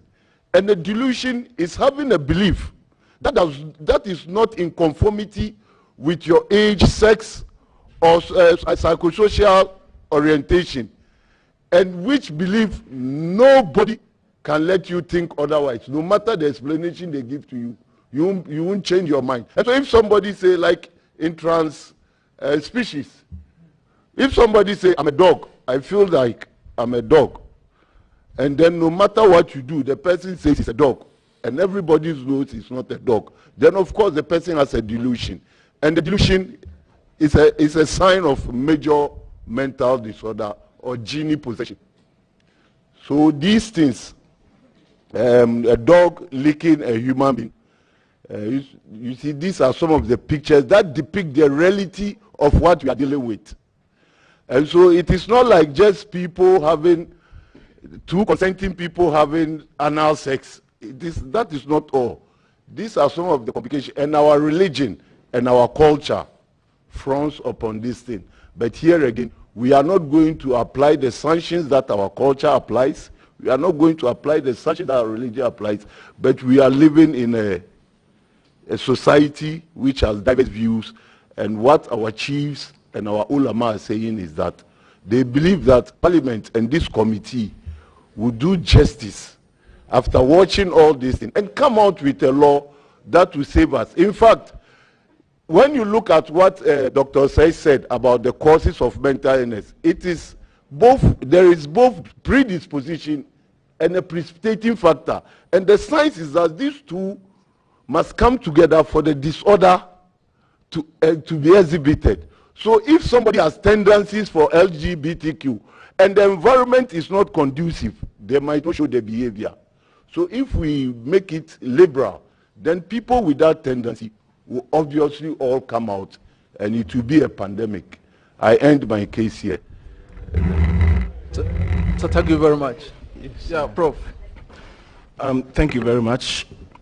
A'udhu billahi minash shaitanir rajim. Bismillahir rahmanir rahim. In the name of Almighty Allah, the most gracious, the most merciful. I will use the slides, please. Yes. Thank you very much for the opportunity. And my name is Professor Nail Muhammad Kamil from KNUST School of Business, and I'm also the imam, one of the imams of the Islamic Center in KNUST, as well as in Ghana in a lot of mosques, with the police mosque as well. I'm going to go straight to the point, and we can see Islamic finance there. But before I go there, I will want to highlight and add that when we look at the Islam's position, it has been mentioned in a number of verses. There are 114 chapters in the Quran. Matters regarding gayism, or if I should capture in general, let's say LGBTQ, has been mentioned in 11 chapters scattered across 13 verses. And there is a non-negotiable view that Islam completely is against this LGBTQ. And philosophically, when we look at the Western and the Eastern philosophies, we note that, for the sake of time, I will want to summarize it. The Western part of the world tend to have their practice or their theory to suit or to follow their practice. At any point in time, a practice comes to be and they vote in the parliament, then we'll have to rely on what we call desacralization of power and consecration of politics.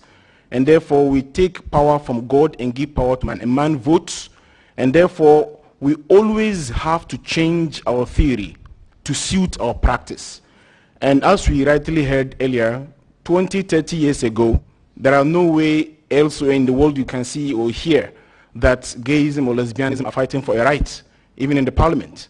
But what happens? Even the psychiatric manuals, 20 years ago, is captured as a disorder or a mental illness. But currently, because of power in politics, it has come to bear.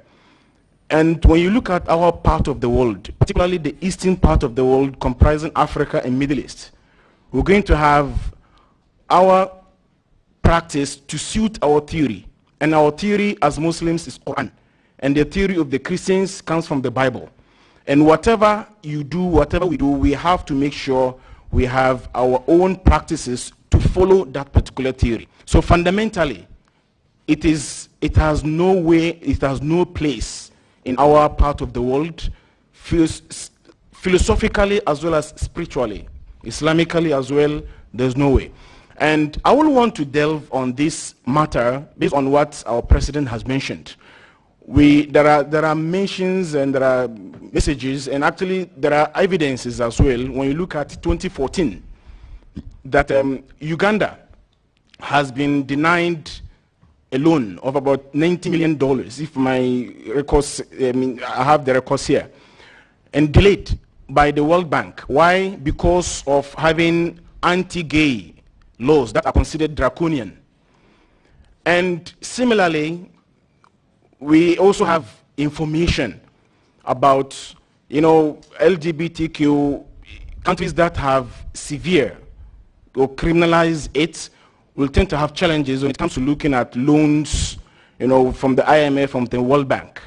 So our view here is to share an alternative And the alternative here is what we call Islamic finance. And when we talk of Islamic finance as an alternative, it is not there just to say that the current system is not, right, therefore we take it out. But we are rather talking about a parallel system. And while we're looking at that, UK currently, according to the UK Islamic Finance Council, new report estimates an additional 30 to 50 billion US dollars can be raised by 2025 through green and sustainability sukuk. Sukuk means Islamic bonds. And what is the difference between the Islamic bonds and the conventional? Or in general, the basic difference, I should say, between Islamic finance and the conventional finance is conventional finance relies on debt. And therefore, with time, if you can even see in Ghana, the current, when the budget was read last year and even this year as well, you can realize that a major chunk of the budget is into financing interest on loans we have taken. But when we go the Islamic finance way, what happens is the issue of debt is discouraged in Islam. So it's more about partnership and it's more about equity. And countries that have gone into that area are actually having the deficit lesser. They're able to have partnerships with other countries that actually subscribe for Islamic finance. In West Africa, it's only Ghana which is not a member. And in Togo, Ivory Coast in particular, can you please go to the next slide? Next. Okay, this slide. When you look at this particular slide, this shows the Islamic bond issuance in African countries in million US dollars. And as we can see, Ivory Coast, which is our just neighbor, are able to have or to issue about 503 million US dollars in issuance of sukuk. And what it means is that there is nothing like debt, where you always have, to pay interest over interest, and, this interest will compound when we're unable to pay. But with this issuance here, we're going to have something called partnerships. And in partnerships, we share profits, and there is nothing like a debt. So it's more about equity, and we're able to realize development. Many countries across the globe, even Korea, which has about 1.2% of Muslims, are able to issue sukuk, and they are going in the way of Islamic finance. So the conclusion here is that talking about LGBTQ bill, which we fully support our stance as Muslims, there are challenges we believe can come in the future when Ghana has to go, dealing with the Western countries. The loans may come, but they may come with strings, as we all know, directly or indirectly. Sometimes it's hidden, consciously or unconsciously. But when we look at this as an alternative, as a viable alternative, it's going to add up or support the stance in the nation, talking about Islamic finance. And when we talk of Islamic finance, let me just mention one point here before we... All right, let me just conclude. Thank you very much, Chairman, for the reminder. Let me conclude. Now, when we look at the points we are raising here, when we talk of Islamic finance, we know there are misconceptions talking about Islamizing or bringing Sharia law in Ghana. These are misconceptions. Countries in UK, for example, which is our colonial masters actually, currently have one of the highest issuance of sukuk. And why is it that they go that way? In Africa, many countries, including South Africa, are looking into that, which is to say that there is something beneficial that Ghana as well can benefit. Thank you very much. Mr. Chairman, we thank you very much for this opportunity. But there is something that I would like to mention before we wind up. Mr. Chairman, as we sit here, there are two documents before me. We want to present a petition to you as a coalition. Now, we don't know which of the documents you are using, Mr. Chairman, which of the document, that's the draft bill you are using. One, we have this document. In fact, we took part in the draft from day one to the end, and we are aware of how the process went. Now, this document was given to... I am aware of one draft bill. Okay, I don't know why you have to... Yes, so I want to present this petition to you because this was given to us, and then through communication, that's through email, when this letter was sent to us to be invited to this place, we were given this one. So based on that, we assume that this is the official document.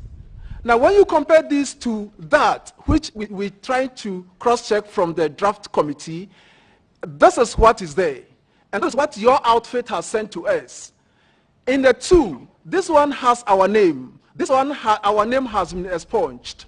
And there are some other issues in the two. So we would like to present... I am aware is that a group of members of parliament came out with a private members bill, and that bill is what has been referred to us as a committee.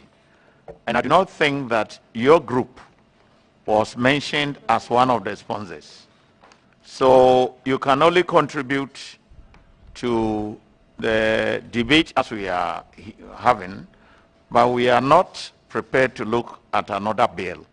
So if a bill was given to you, then that's the official document. You may look through it, and if there is something different that had not been included, then you may want to propose that as an amendment, because we have only one document we are working with. Is it clear? Right. It is, but sir, it is for the sake of this house. And we just want to support you and make sure that you succeed, Mr. Chairman, that we are drawing your attention to the fact that there is something wrong. We shouldn't have even brought it to this floor if we hadn't done some work.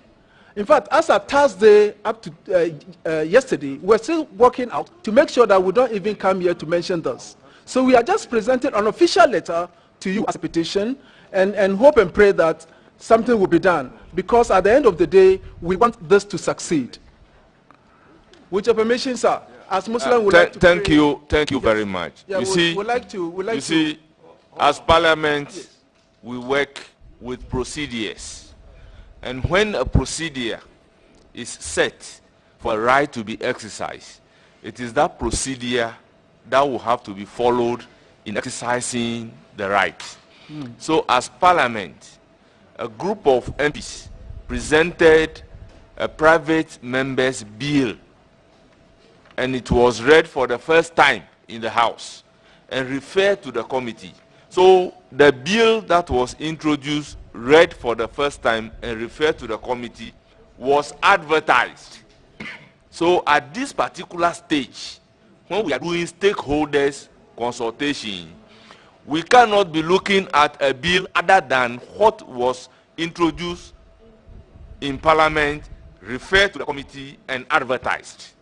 So if you have any issue, then I advise you to contact the sponsors of this particular bill and not to present a committee to a petition to the committee. Is that clear? It's not. It's not. It's not.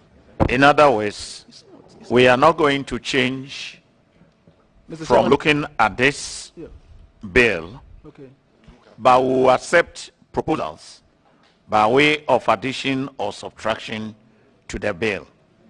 But we don't know you as being a sponsor to this bill, and that to that extent we are not recognizing you as a sponsor of the bill. You can present a proposal for consideration, whether it's for amendment or addition, and then we'll consider that. We have the last. We thank you, sir, and we made a request. We made a request to recite Ayatul Kursi, to pray for direction in taking decision as far as this. To do what? Okay. Because is what we call the Ayatul Kursi. It's a chapter in the Quran which is we will not deny you, but we have one presentation to be made. So please stand by, and when we are done, we'll be ready to receive your prayer as the last prayer. We are not done with you yet, because I would want to ask questions on the sukuk. So let's listen to the last presentation, and then when we finish, then you pray for us. Thank you very much.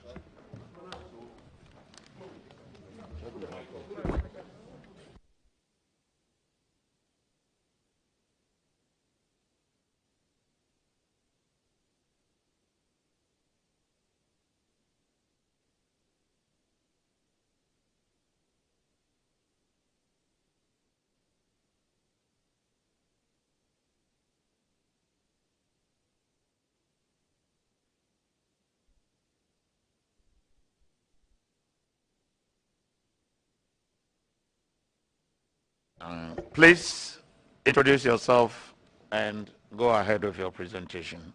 Good evening. My name is Pauline Van de Pallen. I'm the current convener of the Network for Women's Rights in Ghana. My colleagues will introduce themselves.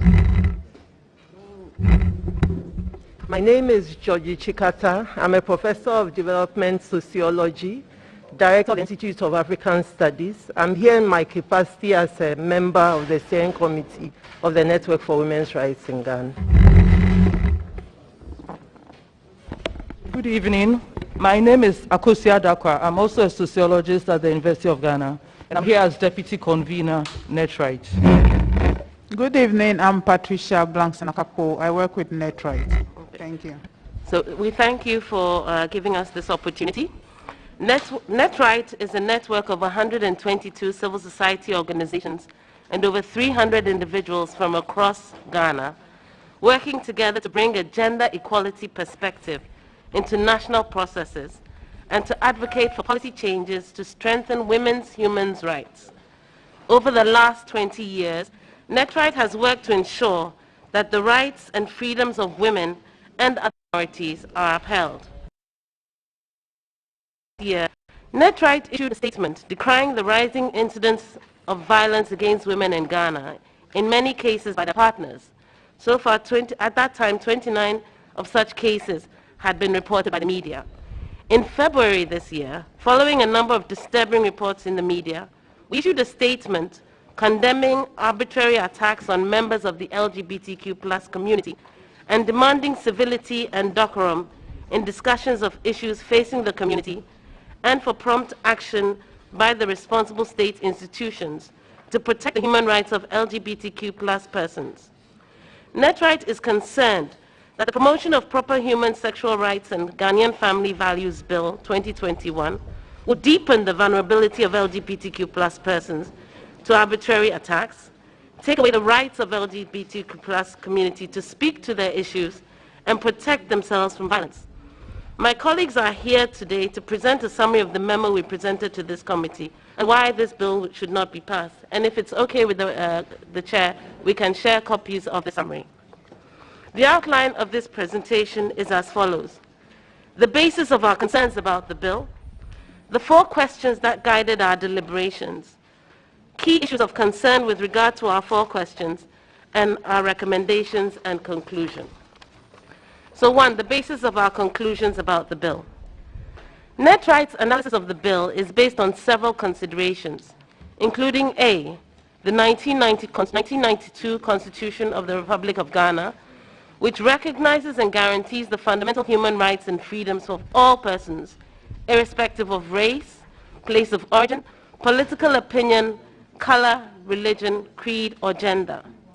B, a recognition that legislation should be based on the respect for the Constitution and Ghana's legal obligations as signatory to international and regional human rights instruments, and as a member of the Committee of Nations, our history, culture, and lived experiences of tolerance and inclusion of peoples all across Ghana. And C, the fact that the enactment of law should not be hastily undertaken unless there are compelling reasons for haste, such as an emergency. We then interrogated the proposed bill guided by the following questions. 1, does Ghana need a promotion of proper human sexual rights and Ghanaian family values law? 2, does the law as proposed address the issues it identifies as concerns? 3, what harm is likely to come to all members of Ghanaian society if this bill is passed into law? And 4, what is needed to address the concerns that have triggered the bill? So first, does Ghana need a promotion of proper human sexual rights and Ghanaian family values law? NetRight contends that existing law sufficiently addresses issues that the proponents have used as justifications, including child sexual exploitation and acts classified as unnatural carnal knowledge, such as sodomy, bestiality. Chapter 6, Sections 97 to 111 of the Criminal Code of 1960, Act 29, have comprehensive provisions prohibiting and punishing rape, defilement of children under 16 years old, indecent assault, unnatural carnal knowledge, including bestiality, incest, causing seduction or prostitution of children under 16. Chapter 7, sections 273 to 279, prohibits and punishes prostitution and the keeping of brothels, while sections 280 to 284 prohibit and punish public obscenity. Section 29025 prohibits public nuisances, including indecent exposure, and section 69A prohibits female circumcision.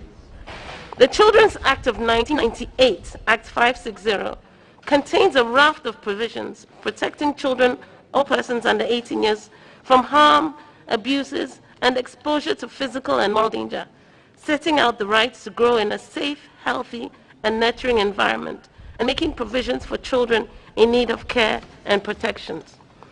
Netright believes, therefore, that there are sufficient laws for addressing sexual offenses which make a new law redundant. If there are any identified gaps in these laws, they should be reviewed and amended, and efforts be made to enforce the existing legislation as needed. What the bill adds is a muddled treatment of human sexuality, stigmatization, and the criminalization of a wide range of sexual and gender identities, orientations, and ways of being, which should not be subject to criminal law. By claiming for itself the notion of proper human sexuality and family values, the bill seeks to impose the morality of the sections of society, which, no matter how dominant, should be subject to the test of constitutionality and respect for the fundamental rights of all. The bill, as presented, makes several false and exaggerated claims that LGBTQ+ persons are responsible for a range of societal problems, including the erosion of family values and the transmission of HIV/AIDS. But these behaviors are also attributable to heterosexual behaviors. Moreover, several of the bill's provisions are in breach of the 1992 Constitution and Ghana's human rights obligations. In particular, Chapter 5 of Ghana's 1992 Constitution embodies a Bill of Rights. Articles 17 to 21 sets out various rights from general equality for all persons and prohibits discrimination to general fundamental freedoms, including the freedom of association. Article 33(5) provides that the list of rights in the chapter is not exhaustive and incorporates other rights, which are considered to be inherent in a democracy and intended to secure the freedom and dignity of man, and in this case, woman. In what follows, we intend to demonstrate that several clauses of the bill will, if passed, have the effect of taking these rights away from Ghanaians. So does the law as proposed address the issues it identifies and concerns? Now, the bill has 4 objects. 1, provide for proper human sexual rights.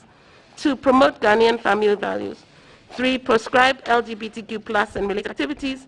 And 4, provide for the protection of and support for children, persons who are victims or accused of LGBTQ+ and related activities, and other persons and related matters.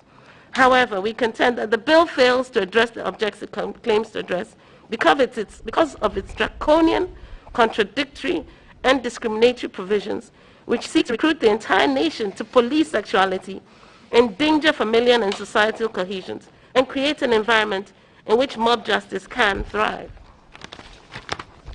Now, 1, proper human rights are prescribed in a discriminatory manner, and young persons are left without necessary education that protects them from sexual predators. The preamble seeks to prescribe, quote unquote, proper human sexual rights in relation to LGBTQ+ persons, and specifically bring LGBTQ+ persons within the purview of criminal law provisions on unnatural carnal knowledge. Yet the sexual acts described in Clause 6.2 are not peculiar to LGBTQ+ persons. Clause 2BI excludes all material on comprehensive sexuality education without specifying which components are offensive, yet includes puberty rights which tend to target girls and not boys, who are predominantly the initiators of sexual relations. This is Clause 2C. This is discriminatory and based on the mistaken belief that a situation of ignorance of matters of sex and sexuality is best for young people. Clause 6.1e creates the offense as a second-degree felony of holding out as a gay or lesbian. But how does that affect the rights of those already self-identified as gays and lesbians? And they are required to recount, but if so, how? It's not also clear what the bill intends to achieve with the provisions on Clause 10.2 on, quote, public show of amorous relations between or among persons of the same sex. Who decides what is amorous, and how will this be established? On Ghanaian family values, the bill fails to conceptualize family values in a diverse and holistic manner and to create structures that support these values in full recognition that cultures in Ghana, Africa, and elsewhere are undergoing constant change and are subject not just to ethnicity, but to the Constitution and other laws of Ghana. The provision is silent on several Ghanaian family values, including the disapproval of adultery, family abandonment, and the neglect of children and parents, gender-based violence, the sexual abuse of children leading to teenage pregnancy, transactional sex of all kinds, including sex for grades, sex for jobs, and contracts, male child preference, and discrimination against girls. The bill then creates a wide-ranging and undefined offense known as undermining proper human sexual rights and Ghanaian family values. That's under Section 4. Laws cannot and should not be used to crystallize family and family values when both the institution and its values in every part of the world, including Ghana, are ever-changing. If it were not the case, many of the women in Parliament would be confined to the domestic sphere in keeping with certain received notions of family values. Rendering of the family as a nuclear conjugal union delegitimates other family arrangements that are quite common in Ghana, such as families established by unmarried persons who may or may not be relations. Many of these families are positive, constructive, and also culturally acceptable responses to adversity and the vicissitudes of life. These families deserve our collective gratitude and support, and not delegitimation. Stating that marriage is a lifelong relationship contradicts the Marriage Act in offering a new definition of marriage through the back door. This could result in delegitimizing marriages that end in divorce and families of divorced persons. But it also delegitimizes female-headed households, who are by our sources or our research, 30% of all households in Ghana. 3, the prescription of LGBTQ+ and related activities criminalizes friends, family, and the general public. Clause 12.2, criminalizing engagement in an activity that promotes sympathy or a change in opinion regarding acts prohibited in this bill, is highly unusual and problematic. It means once the law is passed, anyone who opposes the prohibited acts or speaks in sympathy of any act prohibited in it could face a term of imprisonment between 5 and 10 years. But it is difficult to comprehend why expressing sympathy would be an offense in an environment where our social services are grossly inadequate and where our societal values encourage us to support each other. This clause prohibits acts of conscientious objection, which are an integral part of the global human rights system. The clause runs the risk of creating prisoners of conscience in Ghana. The disbandment and prohibition of LGBTQ+ groups under Clause 16(1)(c), even for purposes of mutual peer support or safe spaces, means they cannot even avail themselves of the support envisaged under Clause 20(e), unless those providing treatment are, quote, approved social service providers. This would criminalize any family member, counselor, or religious leader who seeks to provide support or counseling. 4, provide for the protection of and support for children, persons who are victims or accused of LGBTQ+, is disingenuous in not recognizing that the tenor of the bill encourages the extrajudicial treatment and a lynch mob mentality towards LGBTQ+. The provisions on protection from extrajudicial treatment are already guaranteed by the Constitution and the Criminal Offences Act. The state should increase advocacy for these laws to all groups of persons at risk. There is no need for an additional law. These particular provisions in the bill have no credibility, and should not this be taken together with the other sections of the bill? They have been used by the proponents of the bill as cover to force LGBTQ+ persons to undergo dangerous and unproven treatments and conversion therapies of doubtful efficacy. This breaches the right to health, which includes the right to choose freely what treatment to undergo. So what harm is likely to come to Ghanaian society if this bill passes into law? This bill is dangerous in a number of ways. For instance, 1, the Constitution's provisions and underlying principles of tolerance, social cohesion, and respect for difference will be threatened. 2, there will be an increase in violence, stigmatization, and discrimination in various forms against the LGBTQ+ community, their allies, relations, and neighbors. We are already witnessing an escalation in such acts since the bill was tabled. 3, the LGBTQ community is being falsely accused of being responsible for all the moral failures in our society, and their activities have been willfully conflated with bestiality, pedophilia, incest, nudity, and a whole host of unsavory practices in an ongoing social media campaign to drum up public disgust and hatred of the community. The hatred and ridicule being expressed, as well as the acts of harassment and violence in this period, are an affront to the dignity of LGBTQ+ persons. Now, the bill will actually drive the LGBTQ+ community underground and lead to serious health problems, economic hardships, and the denial of right to basic services to which every Ghanaian is entitled. Clauses 12 to 16, which address the propaganda, advocacy, support, and other promotional activities, puts every member of Ghanaian society who discusses or shares material on the LGBTQ+ issues at risk of being held criminally responsible and imprisoned for showing sympathy for LGBTQ+ persons. This bill also greatly curtails academic freedom because it suggests that faculty members cannot teach, discuss, or provide reading materials on matters of gender identity, sexuality, and sexual orientation in African communities with homosexual practices and the same-sex customary marriages, for example, female husbands, for fear of being branded an advocate for the rights of LGBTQ+ persons, and therefore falling foul of the law. Similarly, a medical officer who offers medical support and assistance to the members of the community can be held criminally responsible. You have 5 minutes left. Okay. Can I skip? Let me skip to. So what is needed to address the concerns that have triggered the bill? Now, several concerns have been raised that this bill will not solve. These include the concern about economically vulnerable youth being led into criminal and socially unacceptable behavior. While the bill only mentions social homosexual activity, there is evidence that transactional sex is mainly a heterosexual activity. According to the Ghana Health Service, over 100,000 teenage girls became pregnant in 2020.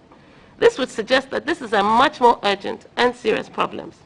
So we therefore urge Parliament to make haste very slowly on this bill. On the basis of the foregoing, NETRAC proposes the following steps. 1. Rigorous multidisciplinary research on LGBTQ+ as a basis for more informed discussion. This has become even more urgent in the light of the one-sided scientific information that is being presented to this community. For example, information presented to this community stems from the 1950s in a report in which the African brain was considered as smaller than the European brain. And as such, we need much more rigorous and current information. Then we also need a national discussion on the full range of economic and moral challenges facing the nation, especially young men and women, devoid of acrimony, prejudice, cultural and religious biases, ideologies and idiosyncrasies, and targeting and discrimination of particular groups in order to fashion responses which are empowering and effective in harnessing the potential of young people. It is important, the bill should be suspended in our opinion, and efforts to be made to ensure that the security agencies and public are properly educated to refrain from mob violence and illegal arrests in relation to LGBTQ+ issues. In conclusion, NETRIGHT's position is that A, the bill is not needed because we already have non-discriminatory laws on sexual offenses. B, it does not do what it says it is about, make laws for proper human sexual rights and Ghanaian family values because of its idiosyncratic and unconstitutional approaches to lawmaking. C, it will cause harm if it is passed because of the surveillance and criminalized society it seeks to create. And D, some of the societal problems it identifies, such as the vulnerability of youth, are best solved through the creation of decent work from which the youth can benefit and age-appropriate sexual education to protect children and young persons from sexual predators, both heterosexual and homosexual.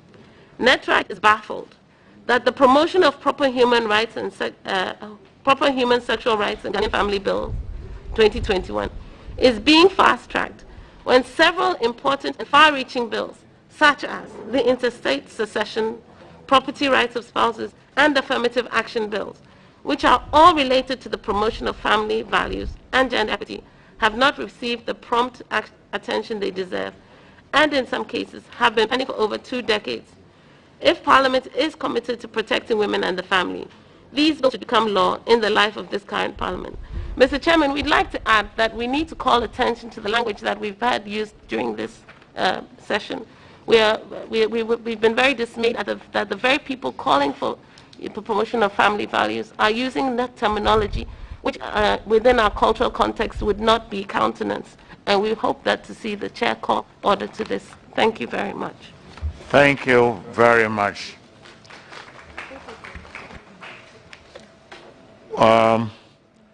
Now, I would want this group to leave one of your members in front, and then the rest draw back. Then all the three presenters, one each, can come forward, and then the honorable members may pose their questions. So those who are presented, one representation each in front. Right. So we should have 4 persons. Okay. So honorable members, you may now pose your questions that you have actually preserved. Honorable Agaga, promise me that you are going to ask a simple question. Honorable Chair, very simple question. Yes. Honorable Chair, my question goes to the Network for Women's Rights in Ghana, the last presenters. You did say that the attempt to criminalize LGBTQ, as contained in the bill, will drive members of that community into the background and thereby deny them access to health care. My question is it a yardstick in this country for a person seeking health care to declare his or her sexual orientation? That's the question. And the follow-up question is, well, let me leave it at that, since the chairman has admonished that I shouldn't ask. Okay, please note it down. Any other concerns? On all the 4 presentations, any of them? Okay, Honorable Eslauson.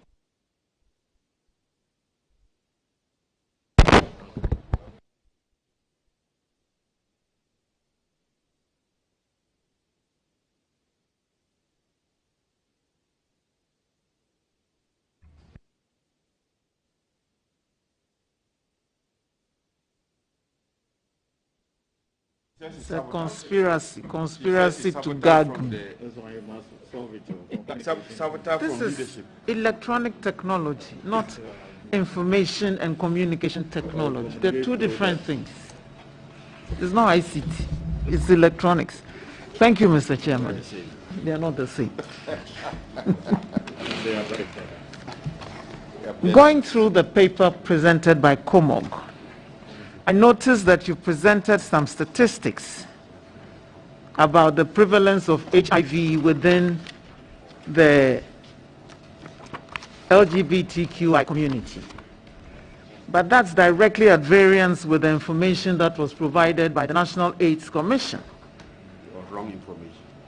And so, which is which? The AIDS Commission told us categorically that when it comes to the prevalence of HIV,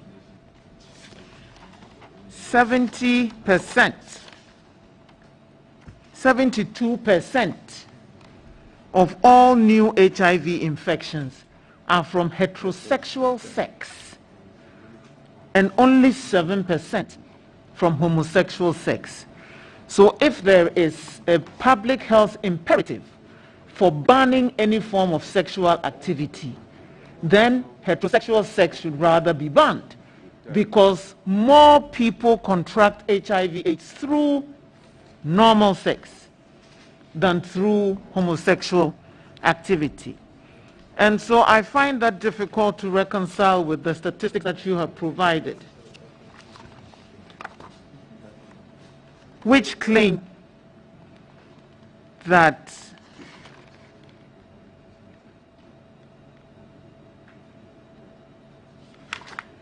hang on a second. Gay and bisexual men make up an estimated 2% of the U.S. population, but 55% of all people living with HIV in the U.S. If that's correct for the U.S., the position is very different in Ghana. And we're talking about Ghanaian sexual values. So why are you using U.S. statistics to justify passage of a law in Ghana when we have our own statistics here? That's just some clarification that I want you to provide for us. You also say that transgender women in certain communities have 49 times the odds of living with AIDS than the general population. Transgender women. That's not the information that the Ghana AIDS Commission have provided. You don't give any source for the statistics that you provided, so it's difficult to cross-check from where you got that information. And so it might be useful if you provide us with a source for those statistics as well. And you conclude that failure to pass this bill will plunge our population into health security implications through the activities of the LGBTQ plus community. We've just learned today that they form just about 3% of 1 to 3% of our population. So how could their activities plunge this country into health and security implications? Thank you. Ranking member. I thought you said you had concerns. Okay. I would also want to find out from the professor that presented on behalf of the COMO.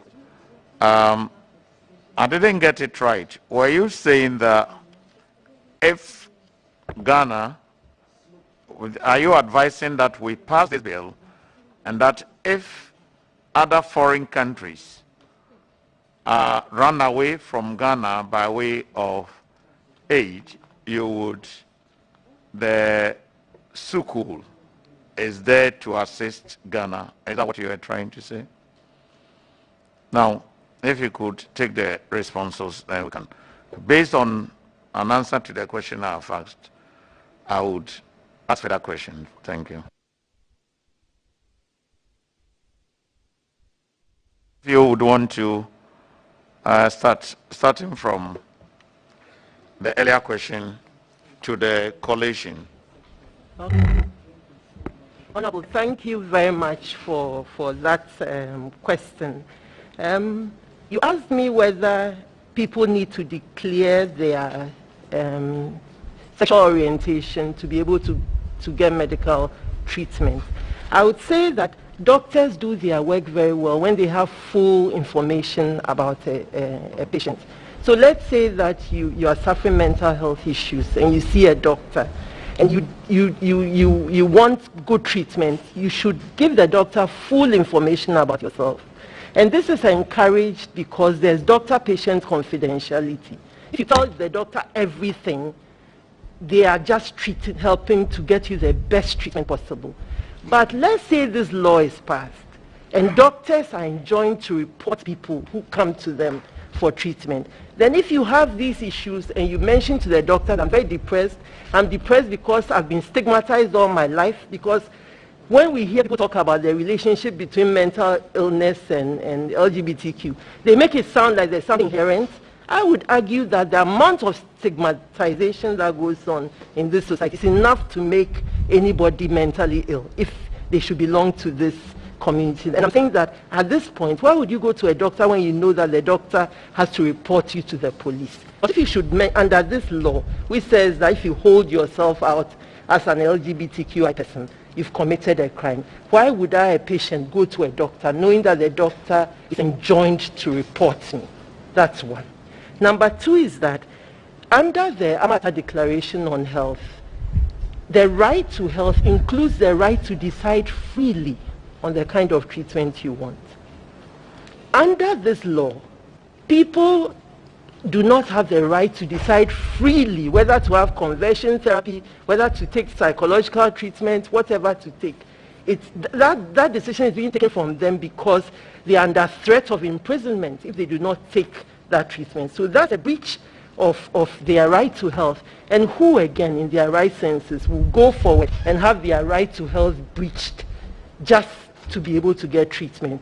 For those reasons, we are afraid that what this law then does is that whatever ails you, you are afraid to go to a doctor, because what if your doctor shares this pseudoscience about conversion therapy? We're sitting here listening to scientists give us a one-sided view of the state of science about LGBTQI. I was very sad because I felt that what scientists should do for this committee is to give them both sides of the argument so that the committee makes an informed decision. Instead, they came and sat here and told the committee about 1953 science, and forgetting that in that very period, black people were seen as inferior medically, and they selectively took that information and came and presented it here and claimed that it's because of advocacy that the science has changed.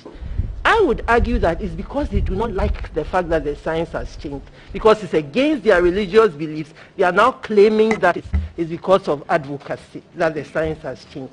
And so I really hope that this committee will get balanced scientific opinion and not take one-sided scientific opinion in thinking about this bill, because this is very dangerous.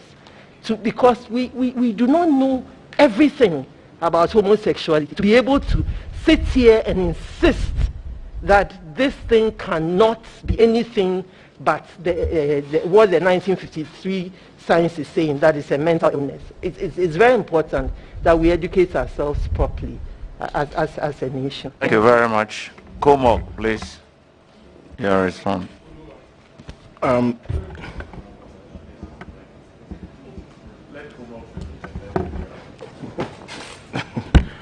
All right, thank you very much, Mr. Chairman. I think you asked a question. I will want to answer your question regarding sukuk. Yes, sukuk means Islamic bond. And Islamic bond is just one of the financial services that is under the area of Islamic finance. Islamic finance is two things combined. It's same finance, but it has certain philosophical and ethical values that are emanating from Islam. And one of the values is no interest rate. There is no extreme uncertainty in transactions, and there shouldn't be speculation, or what we call miser. These three things are the key fundamental difference between Islamic finance and conventional finance. Another thing is Islam abhors any dealings or business activities that goes into socially questionable transactions, such as pornography, alcoholism, and the rest. And in this matter, LGBTQ activities as well, Islam frowns at it. And what we are saying is that, LGBTQ, as we know, is more political than anything else that we can think of. And we know where it comes from, right? It's the Western so-called powers that are trying to push it down our throat in our countries. Hold on, and the question I mentioned, I asked, I haven't gotten an answer.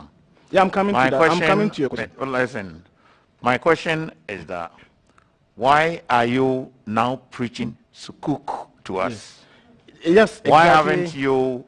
Why hasn't sukuk been given to Ghana already? Are we doing something against Islam now? Okay, I was actually giving the background to answer your question, so I think you'll jump in. If you will allow me, let me continue. So, yeah, but we can't be here forever. That's why I'm helping you. I think you gave her the opportunity to elaborate. Give me just 1 minute to elaborate, and I'll come straight to your question, please. So what I'm saying, and perhaps you want me to go straight to the point. Sukuk here is Islamic bond. Yes, When you explained that, but I want to find out, all this while, I want to see the link. By this presentation, you come out with sukuk. Is it the case that you want to propose that, damn the consequences, sukuk is there to help Ghana? Is that the answer, what you are proposing? Yes. Right. That's the answer. But what we are saying is sukuk is just not one thing. Sukuk comes from the Islamic finance. If we get the central bank to give a license to the banks that we have in the nation and to also have alliance with the OIC, then not only sukuk, there are other advantages through that we can achieve, even if the West will turn their back on us because we go against the LGBTQ bill. There's one thing I want to correct before you go to the other concern that was raised by my colleague. When the Ghana AIDS Commission was here to make a presentation, they said that men sleeping with men in Ghana is about 58,000. That excludes lesbians. And that brings us to the realization that we live with them. So when somebody says that it is coming from foreign influence, I find it very difficult to accept. And I believe that we have always lived with them. And that's why we have terms like kwajubesia and whatnot. So I don't think that we would be right to say that there's a foreign influence from the east or from the west, and therefore we must frown upon this in order to get access to sukuk.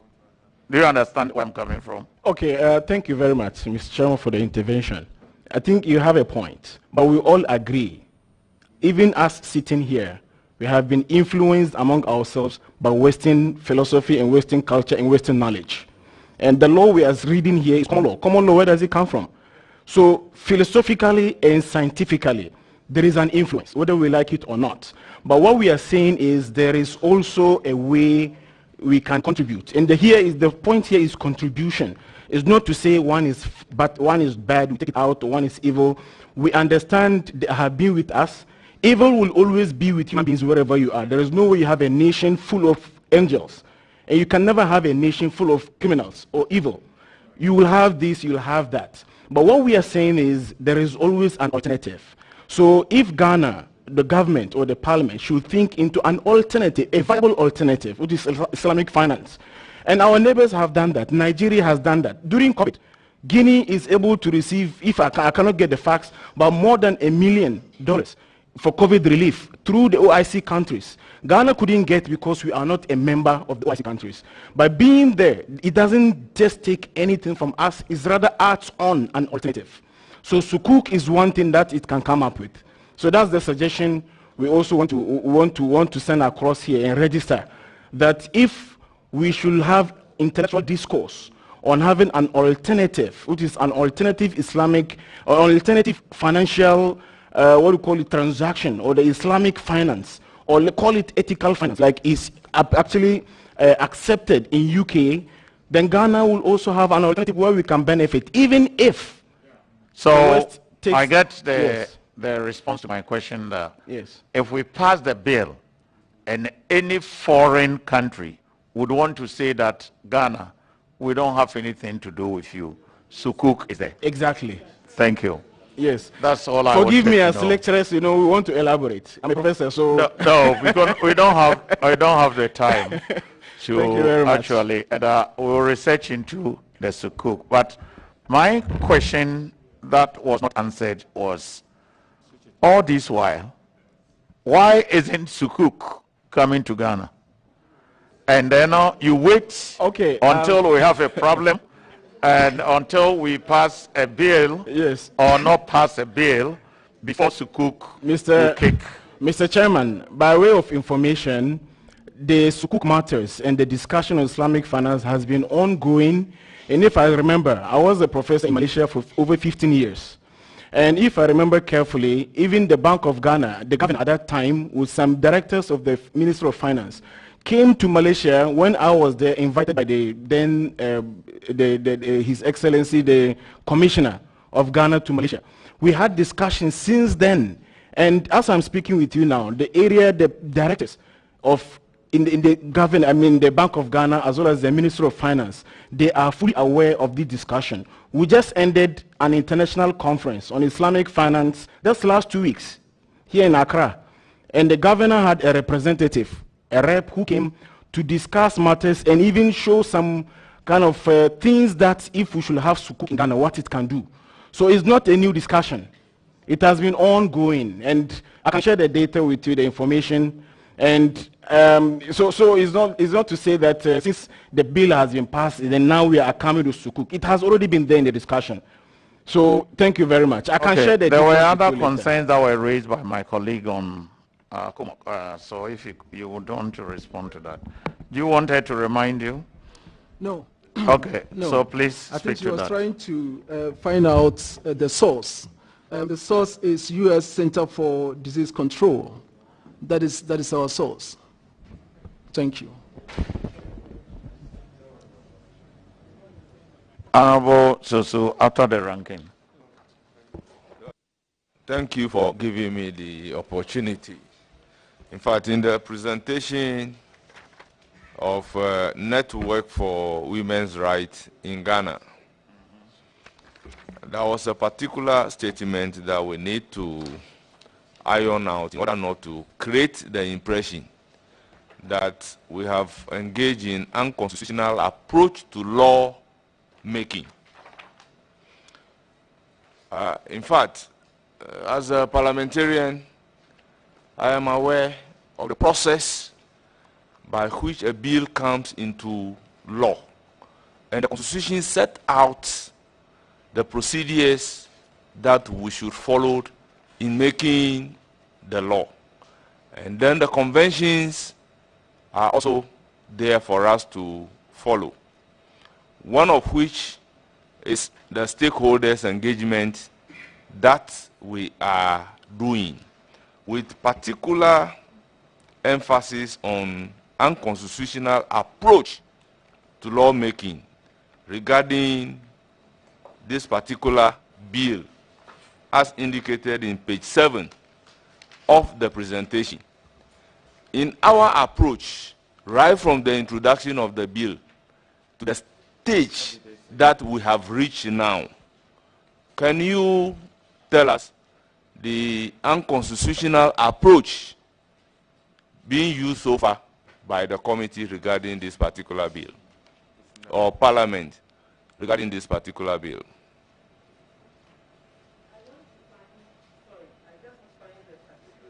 It's in the conclusion. Is in the conclusion. In the conclusion, the B. Page 6 and 7. I'm saying this because the media is here for us not to be accused of using unconstitutional approach in doing this particular bill.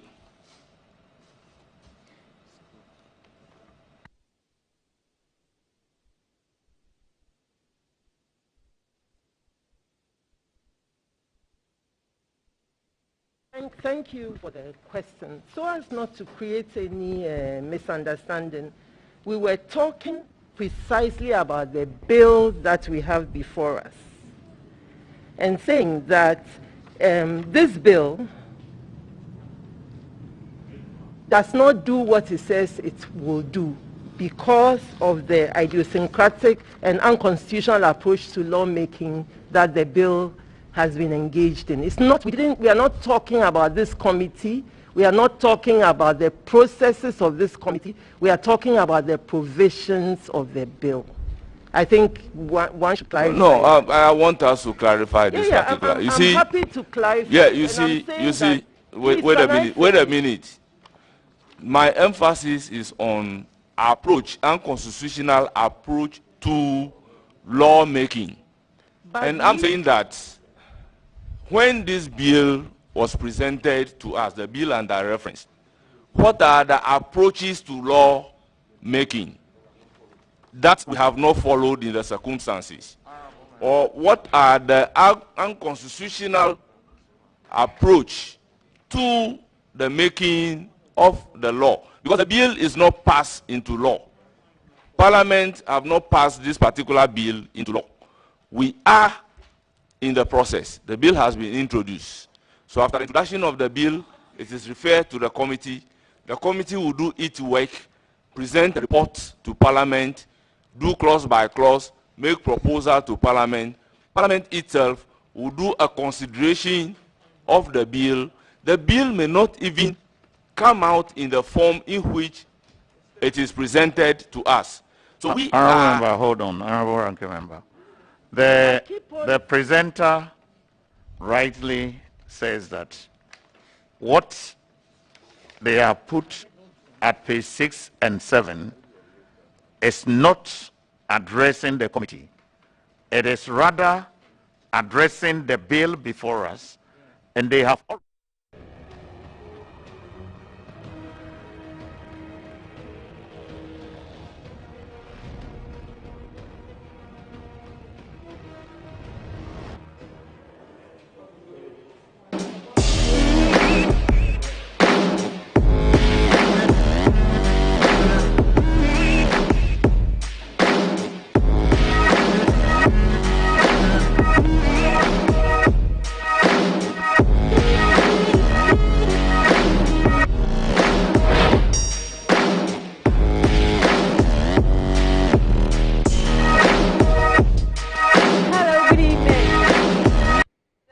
Lottery Authority's famous Brennan Hall, the hall that makes several dreams come alive. This is a live broadcast of our Monday special draw. My name is Beryl, and I'll be facilitating the process for today. So some of you might know that the NLA has 6 games on Monday, Saturdays. But for the purposes of those of you who do not know, allow me to introduce the games to you. So on Saturdays, we have the National Weekly Lotto, and this is the machine.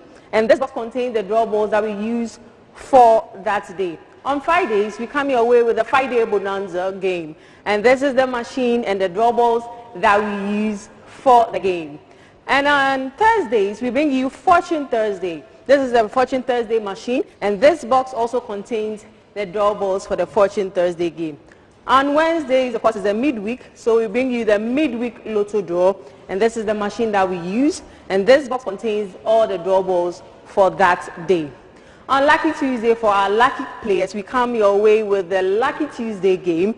This is the machine that we use for the draw, and this box contains the draw balls for it. On Monday, today is Monday, we will be doing the Monday special draw. This is the draw machine that we will be using, and this box definitely contains the draw balls for the draw. Before we use this machine for today's draw, let's go for a quick commercial break first. Please stay tuned. We will be right back. I'm ready. 14, 72.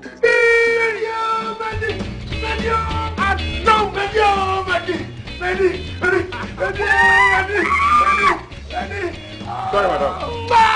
Sir, what is the cause of this jubilation? You won't believe it. The draw of the NLA Friday Bonanza just dropped all my numbers. Ditto, ditto. You can have my car. How about you? You see, the new machine has made the process so fast and legitimate. Is that why you're jubilating? I had divine numbers and I played mine on Wednesday. Don't you worry. I'll buy myself a car. Now Wednesday and Friday, I just know. You know. I mean, I must see what would you mean? Why?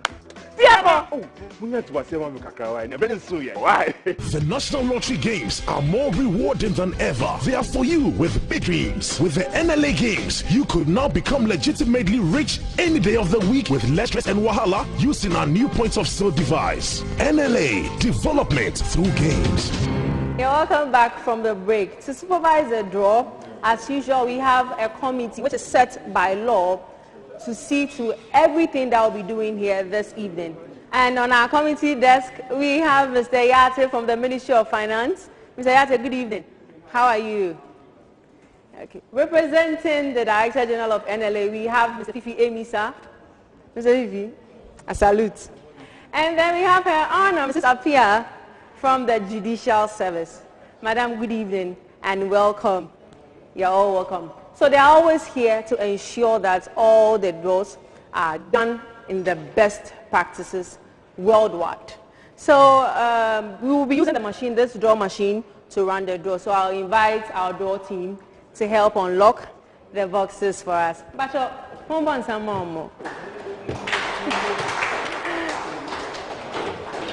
And to my live audience, thank you for coming here this evening. I hope you had a good day.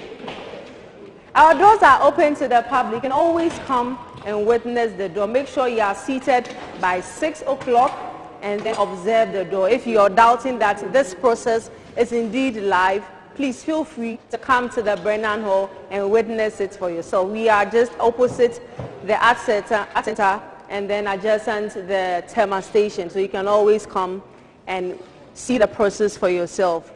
Can you please have a member from the committee to kindly inspect the door? Good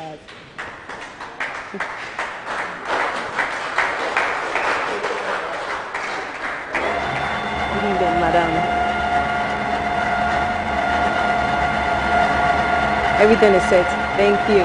So she just checked whether all the 90 balls are in here and if the machine is good to run the door. Now we load the balls into the machine.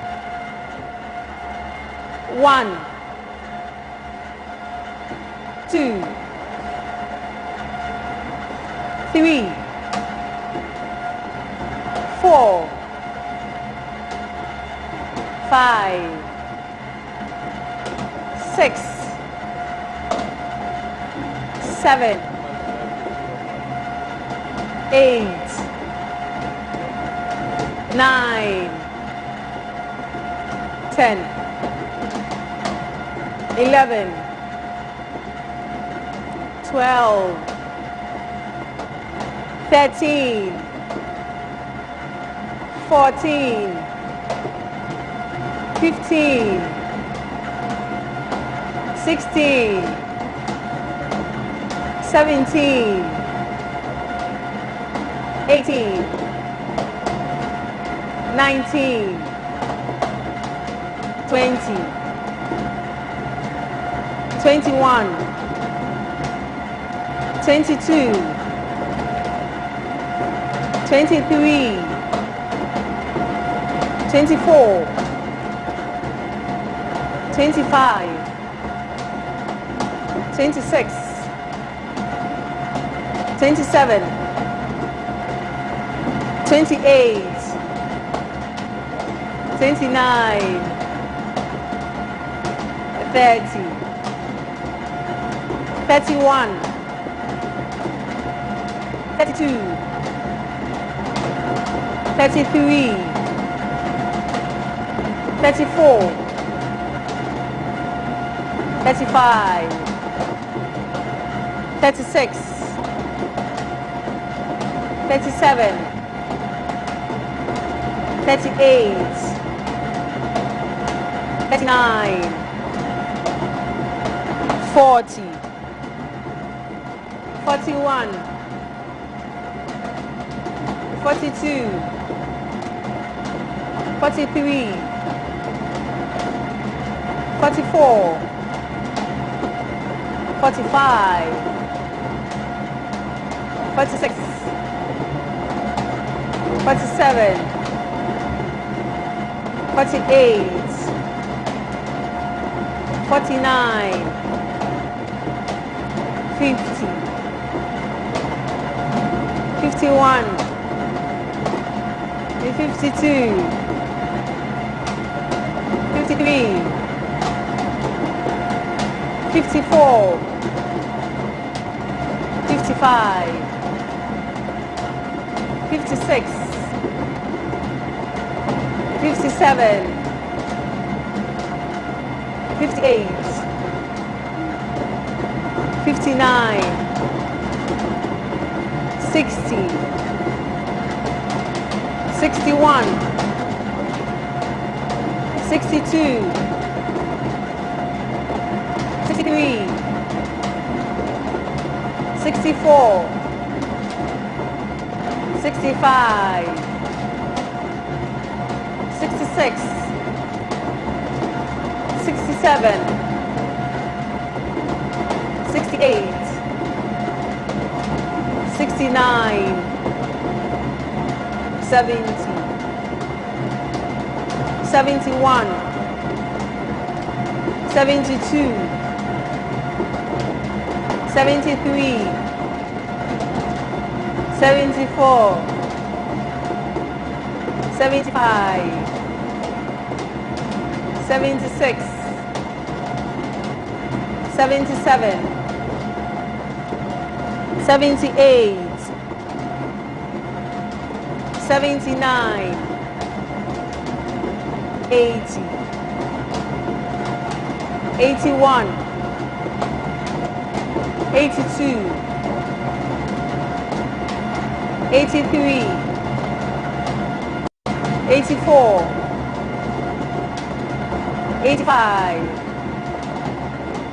86, 87, 88, 89, and the last ball, 90. Can we have